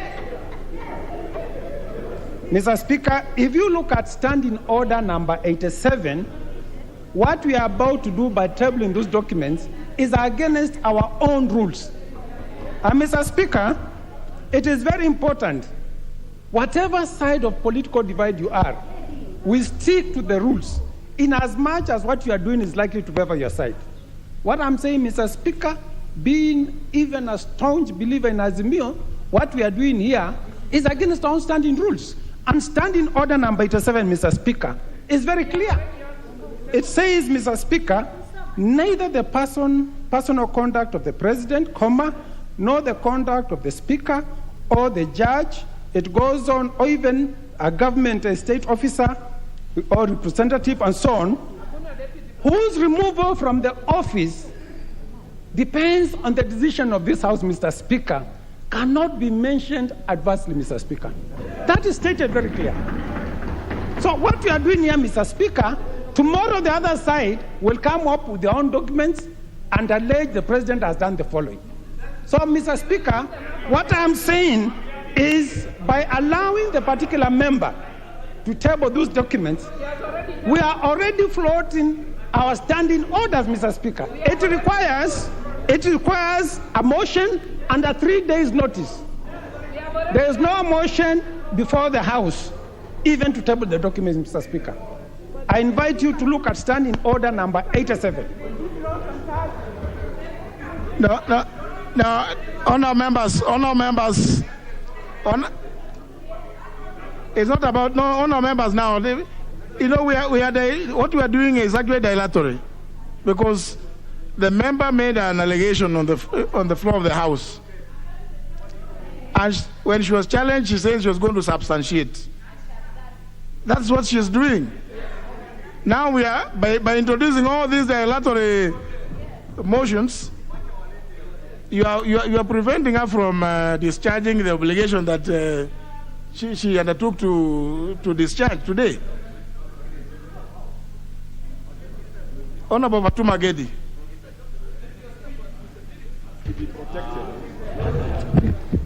Point of order. Point of order.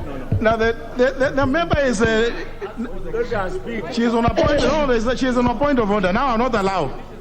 Point of order, Mr. Speaker. She is the one who is going to. She's on a point of order, Honorable Wanga. Preliminary. You know, you don't want her to. Now you see this. You can see now everybody appears to be on their own.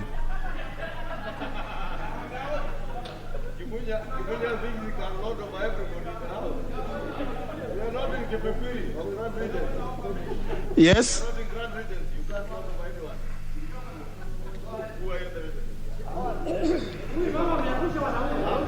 Thank you, Honorable Speaker. Honorable Speaker, preliminarily, Honorable Speaker, I would like to request you that as Honorable Gedi rises to table this very, very important documents, because today is a historic day, because we will see where somebody got a nickname from. Please, Honorable Speaker.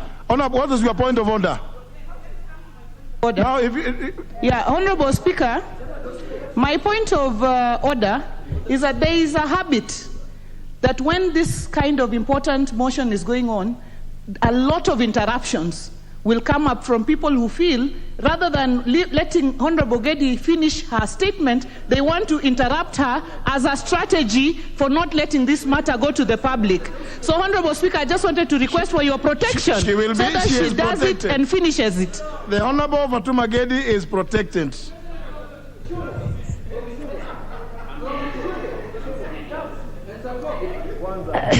Thank you, Mr. Speaker. Thank you very much for giving me this opportunity. I'd like to make a statement in response to my assertions during the afternoon sitting of Tuesday, April 11th, 2022, accordance with the Standing Order 91 and the Speaker ruling. Mr. Speaker,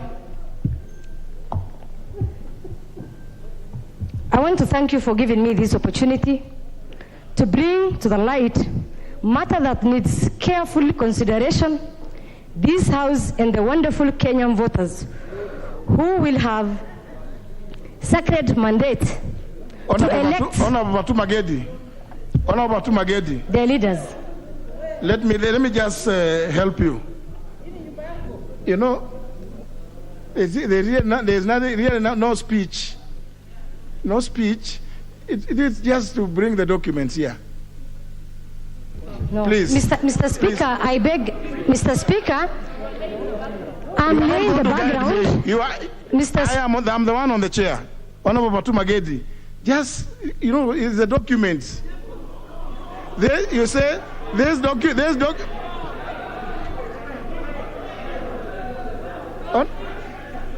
Honorable Batu Magedi. Proceed. Mr. Speaker. Yes. Mr. Speaker, this matter is very, very critical, and I must put the name.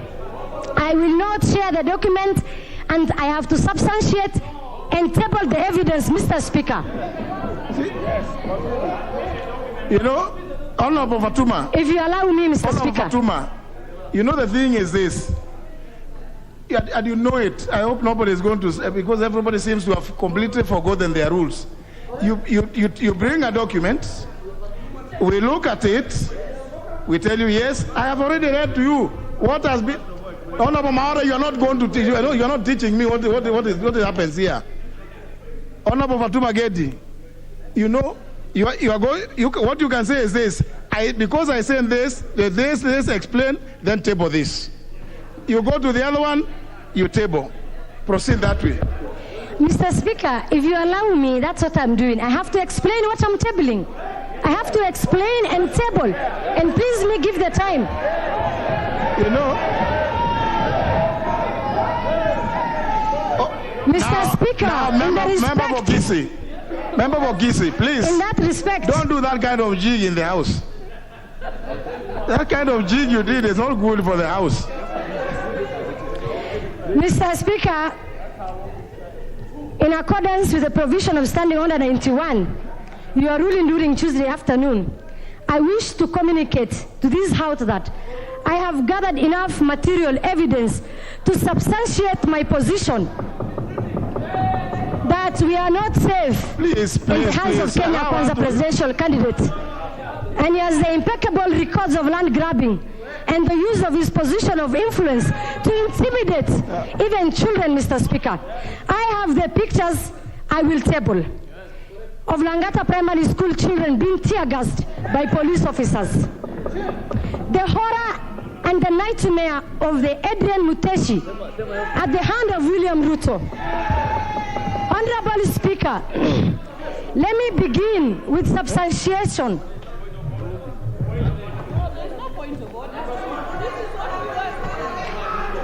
Let me. No, please. Let her. She was looking for the document. You know, she said, when you say one thing, exactly, that's the way to go about. Yes. No. Please. Honorable Fatuma, you are doing well. Yes. But now, after that, you needed to show the document. Mr. Speaker, I mentioned about the photographs, and I'm going to table of children being tear-gassed. And it's there. Mr. Speaker, sir. Mr. Speaker, let me begin with the substantiation of my assertion that William Ruto grabbed the belonging to Adrian Muteshi, a parcel of land, 33 Tapsogoi, of which Albert was given vacant possession in 1968, subsequently raised with a deed was issued on 17th March 1989. Honorable Speaker, let me narrate the ordeal of the innocent Kenya went through in the hands of William Ruto and his cooperations, Adrian Muteshi. Like many of us, was an ordinary Kenyan of the modest means. In 1968, he bought a farm in Turbo West in Wasingishu district, situated in Kaptabay scheme. The land had permanent self-contained 6-bedroom house, staff quarters, store, just like any typical rural home. No. The whole property, including the farm he sat on 100 acres piece of land, which he supports his purchase in court. The late Adrian produced an application by himself to the Ministry of Land. No. Honor members. The evidence is here. What is this? Please. No. Honorable Fatuma. Now, honor members, we will not proceed this way.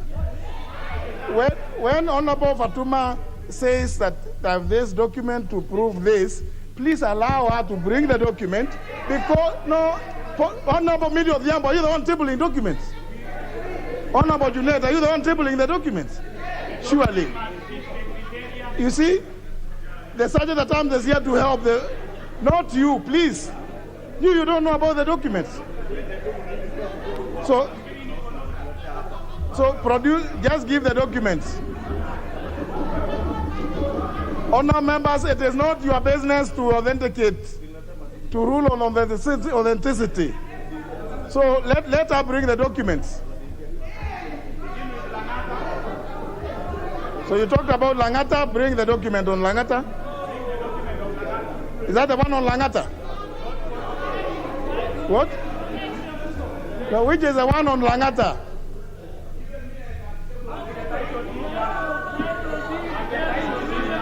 What is this? Surely. What is this?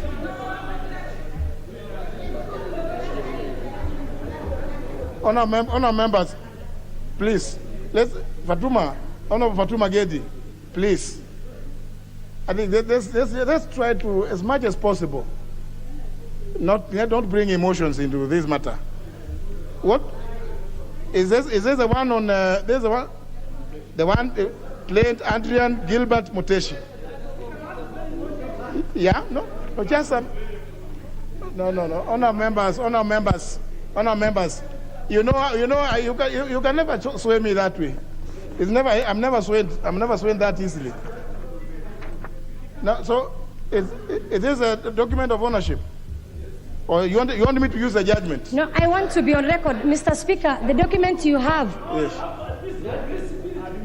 No. Mr. Speaker, no. I have to finish. I am not the speaker. Please, just relax. Can you relax?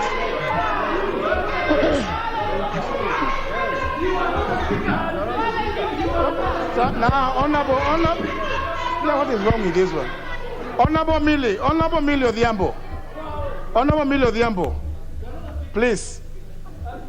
And I'm not. No. You cannot make it impossible for even. I'm trying to get what Honorable Fatuma is tabling. You are almost singing. I don't know. Surely. No. No, but you see, Honorable Mili, I thought you should be the first one to really want us to conclude this, because you have some other business which you have already approached me about. Now, why don't we complete this one? Eh? So, Honorable Fatuma Gedi.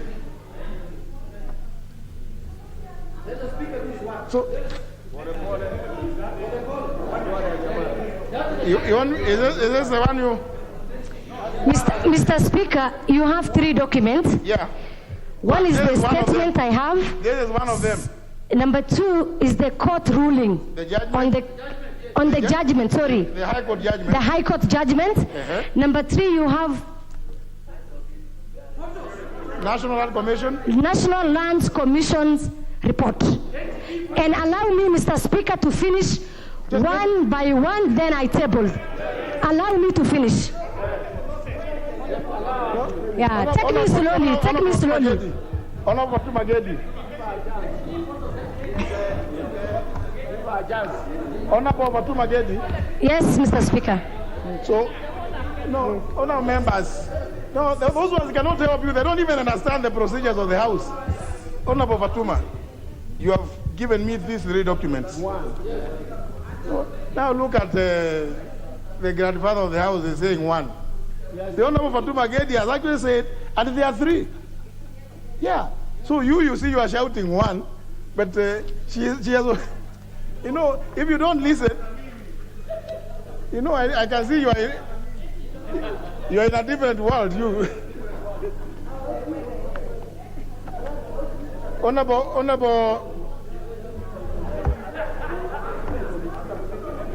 Fatuma. No, let her table all. All of them. Then you make a ruling. Yes. Please. Don't guide me. Don't guide me. I know what's supposed to be done. The Honorable Fatuma, you see? Honorable Fatuma, I think you have given me the 3 documents. Sure. Indeed, I want to confirm once again what you said. What is on Hansan there? So you said Langata Primary. It says document, isn't it? No, I still have it here. You only have Muteshi's. The judgment. Yes, only. Yeah. Remember, I'm supposed to, Speaker, deal with all the... Just stand up. Mr. Speaker, why I wanted me to do my submissions, at the end of the submissions, I tabled the evidence, one by one. So what you have is Muteshi. You don't have Langata Primary yet, I have it here. So allow me to finish on Muteshi. I move to Langata Primary, then I submit the evidence. But Honorable Fatuma, what you are telling me you want to finish with the Muteshi is this court judgment. But I'm doing my submissions, Are you suggesting Mr. that Speaker. you want to summarize the judgment for me to understand or to... For me, for my submissions, Mr. Speaker. What submissions? Allow me to finish. What submission? I have my points here, yeah. Allow me to finish. What submission? On that case, I have to substantiate, Mr. Speaker. No, Honorable Fatuma. You are not substantiating about the case.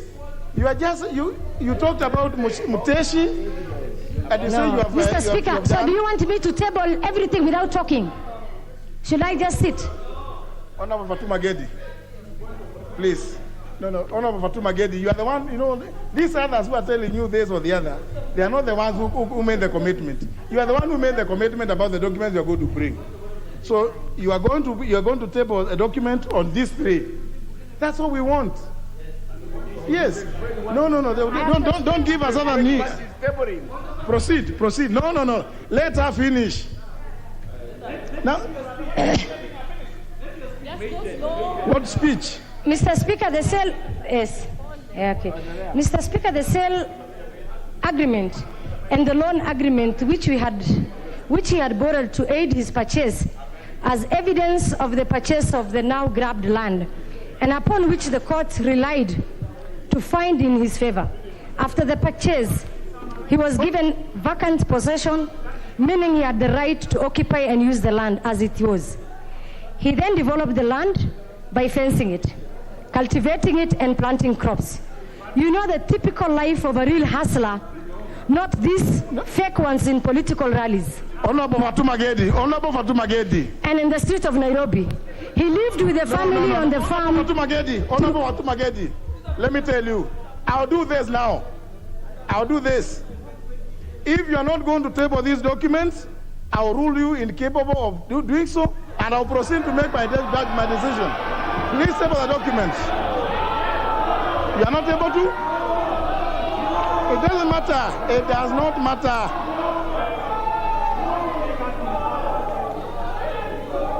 Honorable Fatuma Gedi. Honorable Fatuma Gedi. Honorable Fatuma Gedi. Honorable Fatuma Gedi. Honorable Fatuma Gedi. Table the documents you promised to table. Table the documents you promised to table. Nobody required you to come and make a speech. Honorable Fatuma Gedi. Honorable Fatuma Gedi, table the documents. Table the documents. If you don't want to table, if you don't want, you can follow whomever. Honorable Fatuma Gedi, table the documents. Mr. Speaker, with due respect, don't gag me. Honorable Fatuma With due Gedi. respect, I must, Mr. Speaker, let me explain what I'm tabling, Mr. Speaker, to Kenyans in this house. Honorable Fatuma Gedi. If it is matter of tabling, The documents are here, but let me explain. Have you tabled? I have not tabled, I have it here. What am I tabling? What am I tabling? I have to explain. No, table I have them. to explain. Table no, them. I must explain. Kenyans must know. I must explain. What am I tabling? No. Honorable Fatuma Gedi. Why? Mr. Speaker, don't gag me. Let me explain to Kenyans in this house. No. I cannot do that. Honorable Fatuma Gedi, table the documents and then explain. Please. Then explain. I must explain what I'm tabling. No, table and explain. No. Table and explain. Table and explain.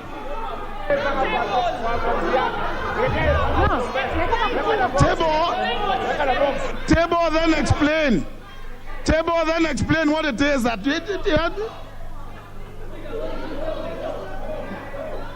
table and explain what it is that you are tabling.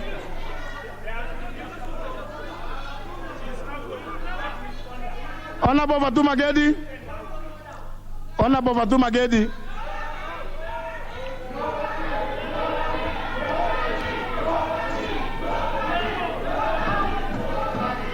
Honorable Fatuma Gedi. Honorable Fatuma Gedi. Have you do I take it that you are unable to table the documents? Do I take Honorable Fatuma Gedi? I will throw you out. Are you go out? Honorable, who are you now? Honorable Chonga. Honorable Chonga. Honorable Chonga.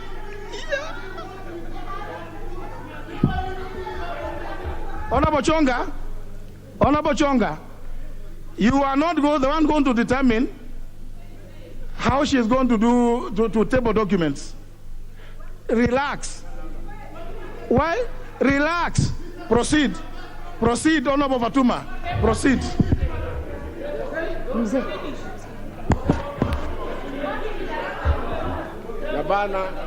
You see, honorable members, many of you are actually interrupting the Honorable Fatuma. You are not allowing her to do what she undertook to do. No. There's no point of. I'm not entertaining anymore any point of order until Honorable Fatuma is through. There's no point of order until she finishes. No. Honorable members, I'm not going to allow. Honorable Fatuma Gedi, proceed. Mr. Speaker,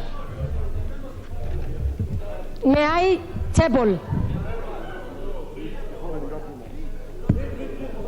May I read first? Then I table. What are you?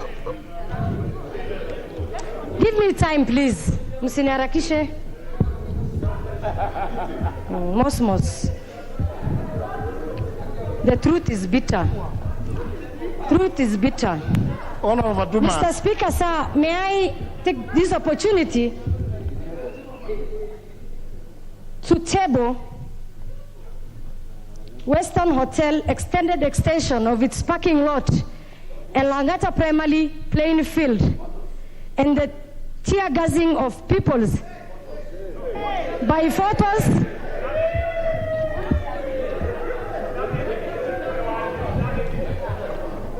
The point of question is Western Hotel and Kenyan Civil Aviation Authority is still active case in court. Mr. Speaker, we are dealing with a man who has no humanity on children. No, Honorable Fatuma. Honorable Fatuma. May I table?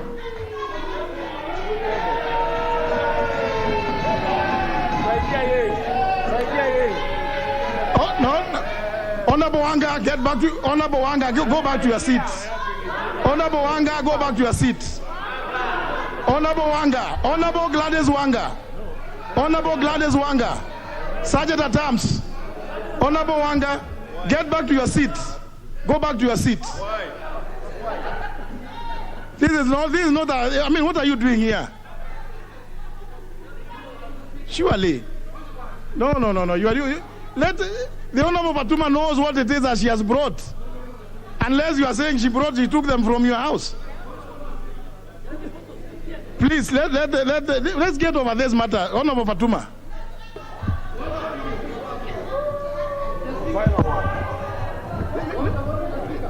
No point of order. Honorable Fatuma.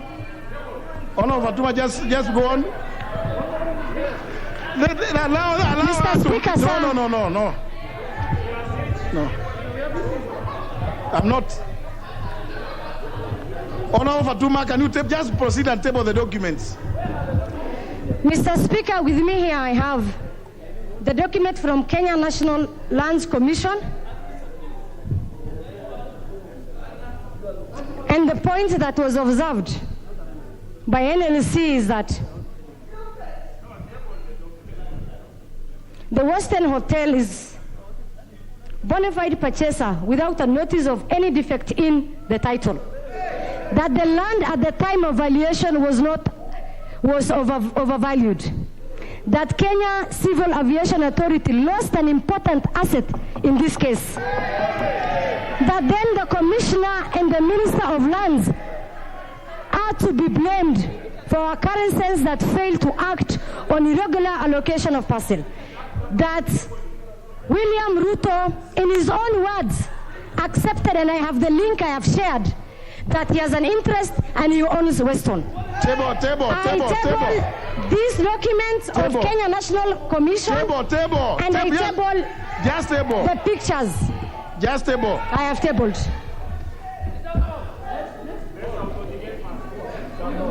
Proceed.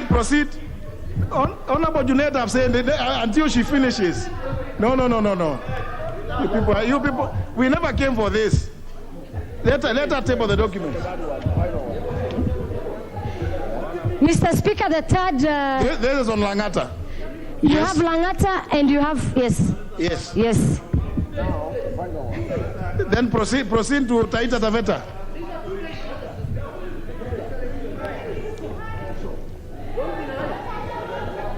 Proceed, Honorable Fatuma. Okay, Mr. Speaker. Mr. Speaker, the third...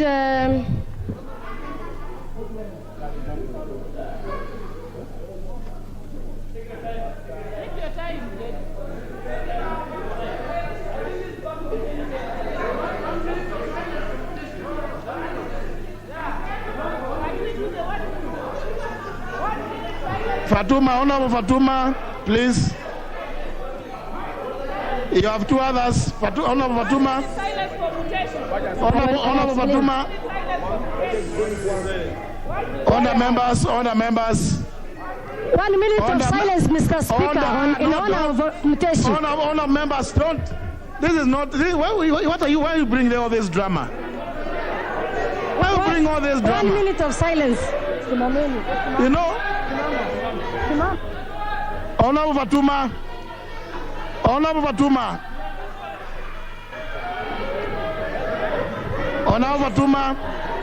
Please.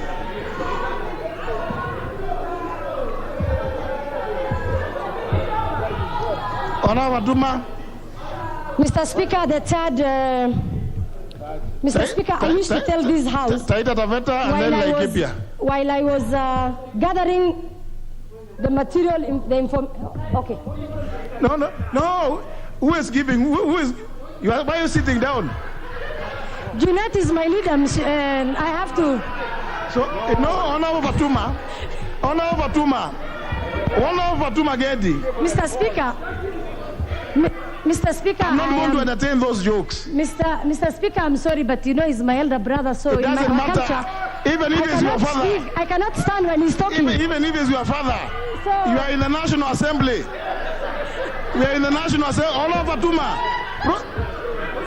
Honorable Fatuma, I rule that you have nothing to...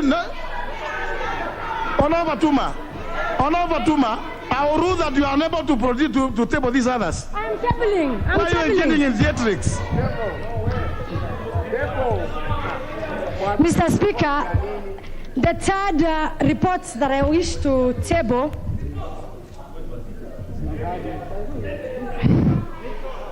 and I want to pardon, Mr. Speaker, I want you to pardon me. On Tuesday, I talked about Laikipia. Yes. But I meant Transmara. I meant Transmara, the late Vice President Murungi's land. I have it here. Honorable Not Laikipia. I'll go by what is here. Honorable Fatuma. Honorable Fatuma Gedi. Honorable Fatuma Gedi. I came with the handstand.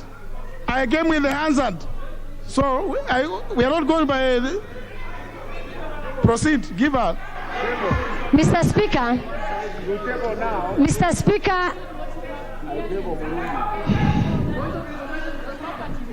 the property known as Intona 2 is the youth.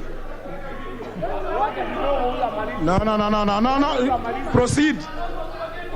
Land measuring approximately 2,090 acres in area have been hived off from the larger Honolulu area.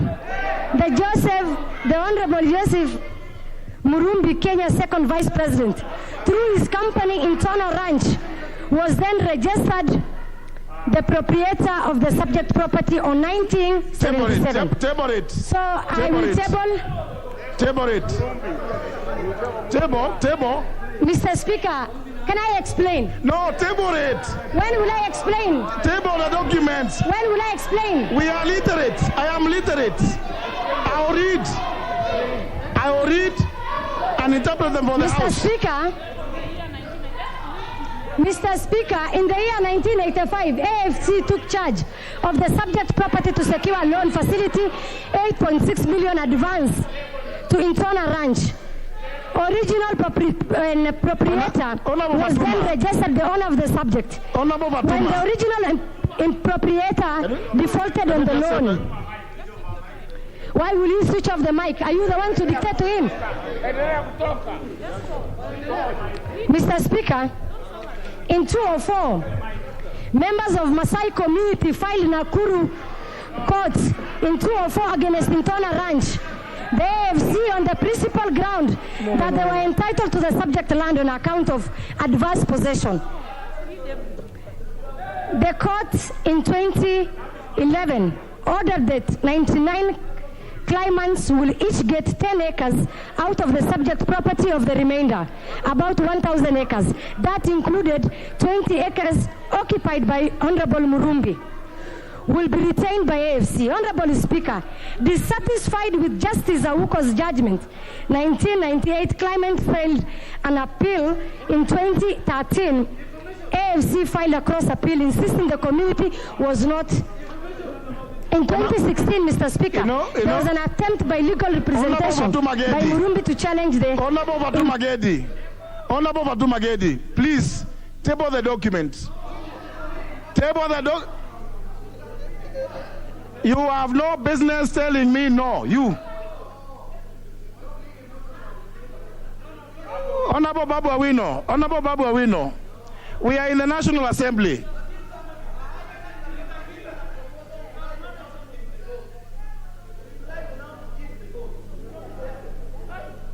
Honorable Babu Awino, what did you just say?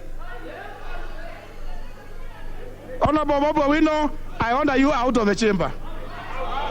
Out of the chamber. Babu Awino, I order you out of the chamber. Honorable Babu Awino, I order you out of the chamber. We need mature debate here.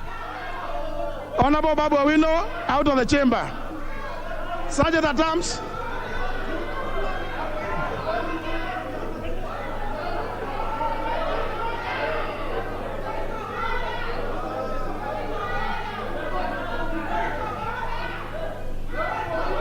Out of the chamber. Out of the chamber. Out. Out of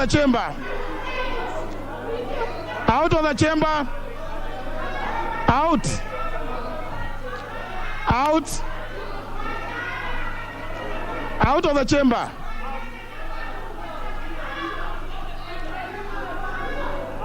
Babu Awino, out of the chamber.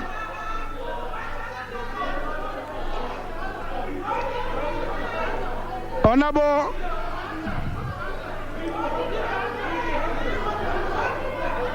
Babu Awino, out. Honorable Abdul Karim. Honorable Abdul Karim. Honorable Abdul Karim. Honorable, let him go out. Let him leave the chamber.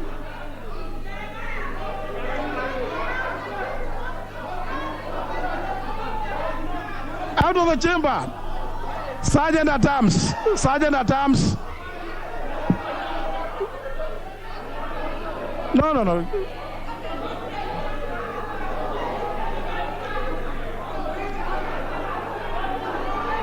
Out. Take him out. Take him out. Take him out.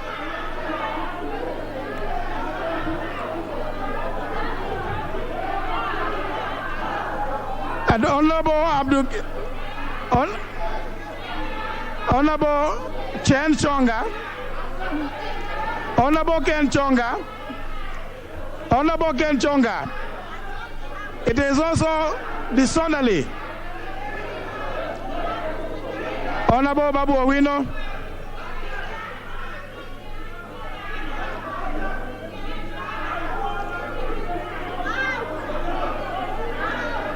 You know,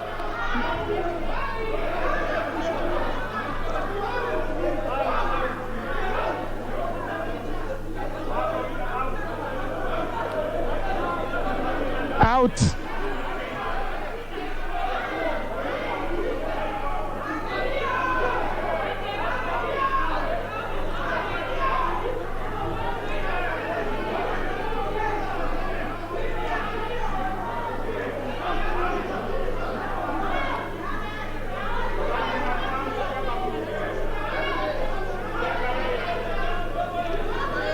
Honorable,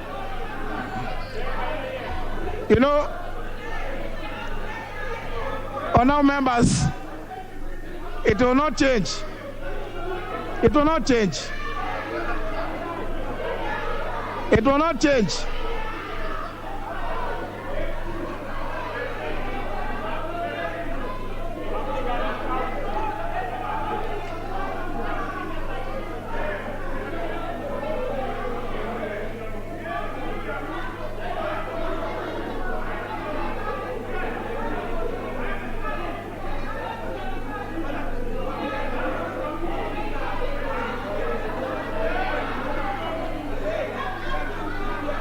Well, even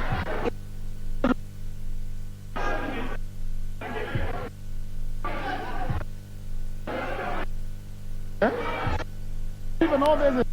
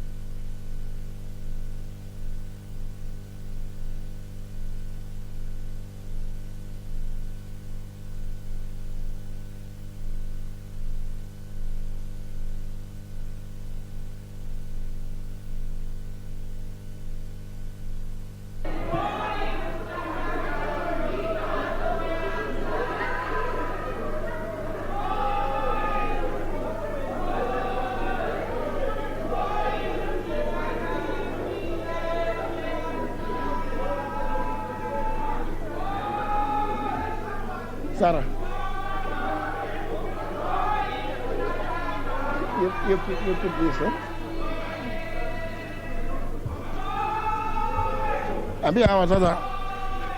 Okay, honor members,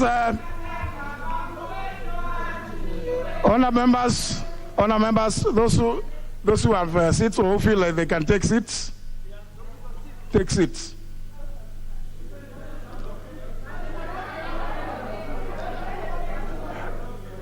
Those who feel like they can take seats, you can take your seats.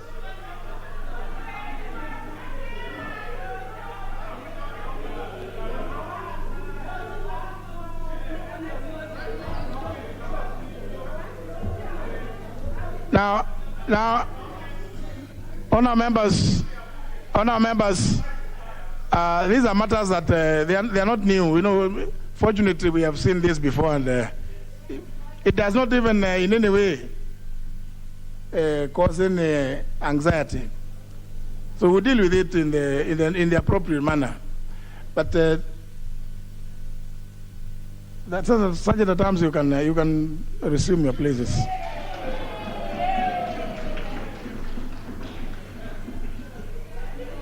My order for Babu Awino to leave the house, the chamber, has not been vacated. But it is a case that the Honorable Babu Awino has, with the help of some members, refused to leave the chamber. Honor members. No.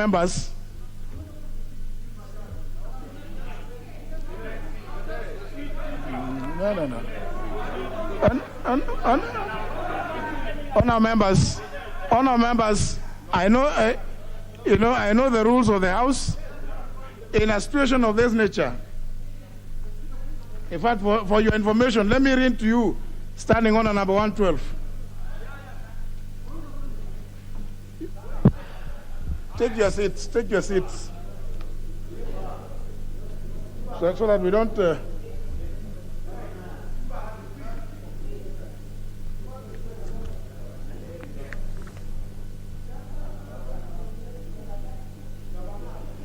Honourable members, standing on number 112 provides as follows. In the event of grave disorder arising in the House, the Speaker may adjourn the House forthwith or suspend any sitting for a period to be determined by him or her. In the event of grave disorder arising in the committee of the whole House, the Speaker shall resume the chair forthwith. In the present circumstances, honourable members, I deem that there is grave disorder. We are not able to continue. Honourable members, when the Speaker's order is being disobeyed and the people assisting in that are other members, honourable members, that is grave disorder. We cannot continue with the sitting. So, honourable members, I have seen this before, and therefore, the member for Kilifi South, Honourable Ken Chonga, I'm on my feet, Honourable Chonga. It has the tail end of the 12th Parliament, and I'm surprised that this Honourable Chonga. Now, because you are among the people who are assisting in the creation of this disorder, surely you are the least that should even be given a chance to say anything, because you shouldn't even be here. So, honorable members, applying the provisional standing order 112, the time being 13 minutes after 5 p.m. The proceedings of today are adjourned. The House will resume on Tuesday, 10th of May, 2022 at 2:30 p.m.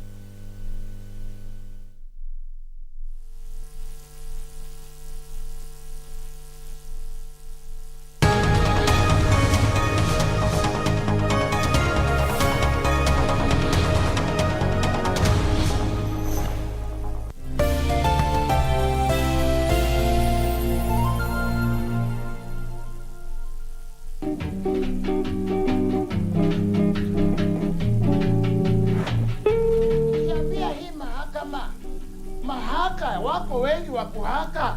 Nitakuwa naeleza mahakama ulo. Wewe kwanza hata usinikumbuse. Kakifika sana kwa nyumba si unasemanga, I don't know what to say. Because everything you do is good. Ngoja papuot. Papuot. Mzee. Papuot. Wewe. Thibitisho wakapiga lile simu na nikalilia kwa mfuko la babuni. Analudia. Wewe kaa huko. Lakini wewe mzee. Unapata nita koti wewe. Ananiita. Uheshimu koti. Ala, hanena niita namna hiyo. Mimi tulikuwa na wewe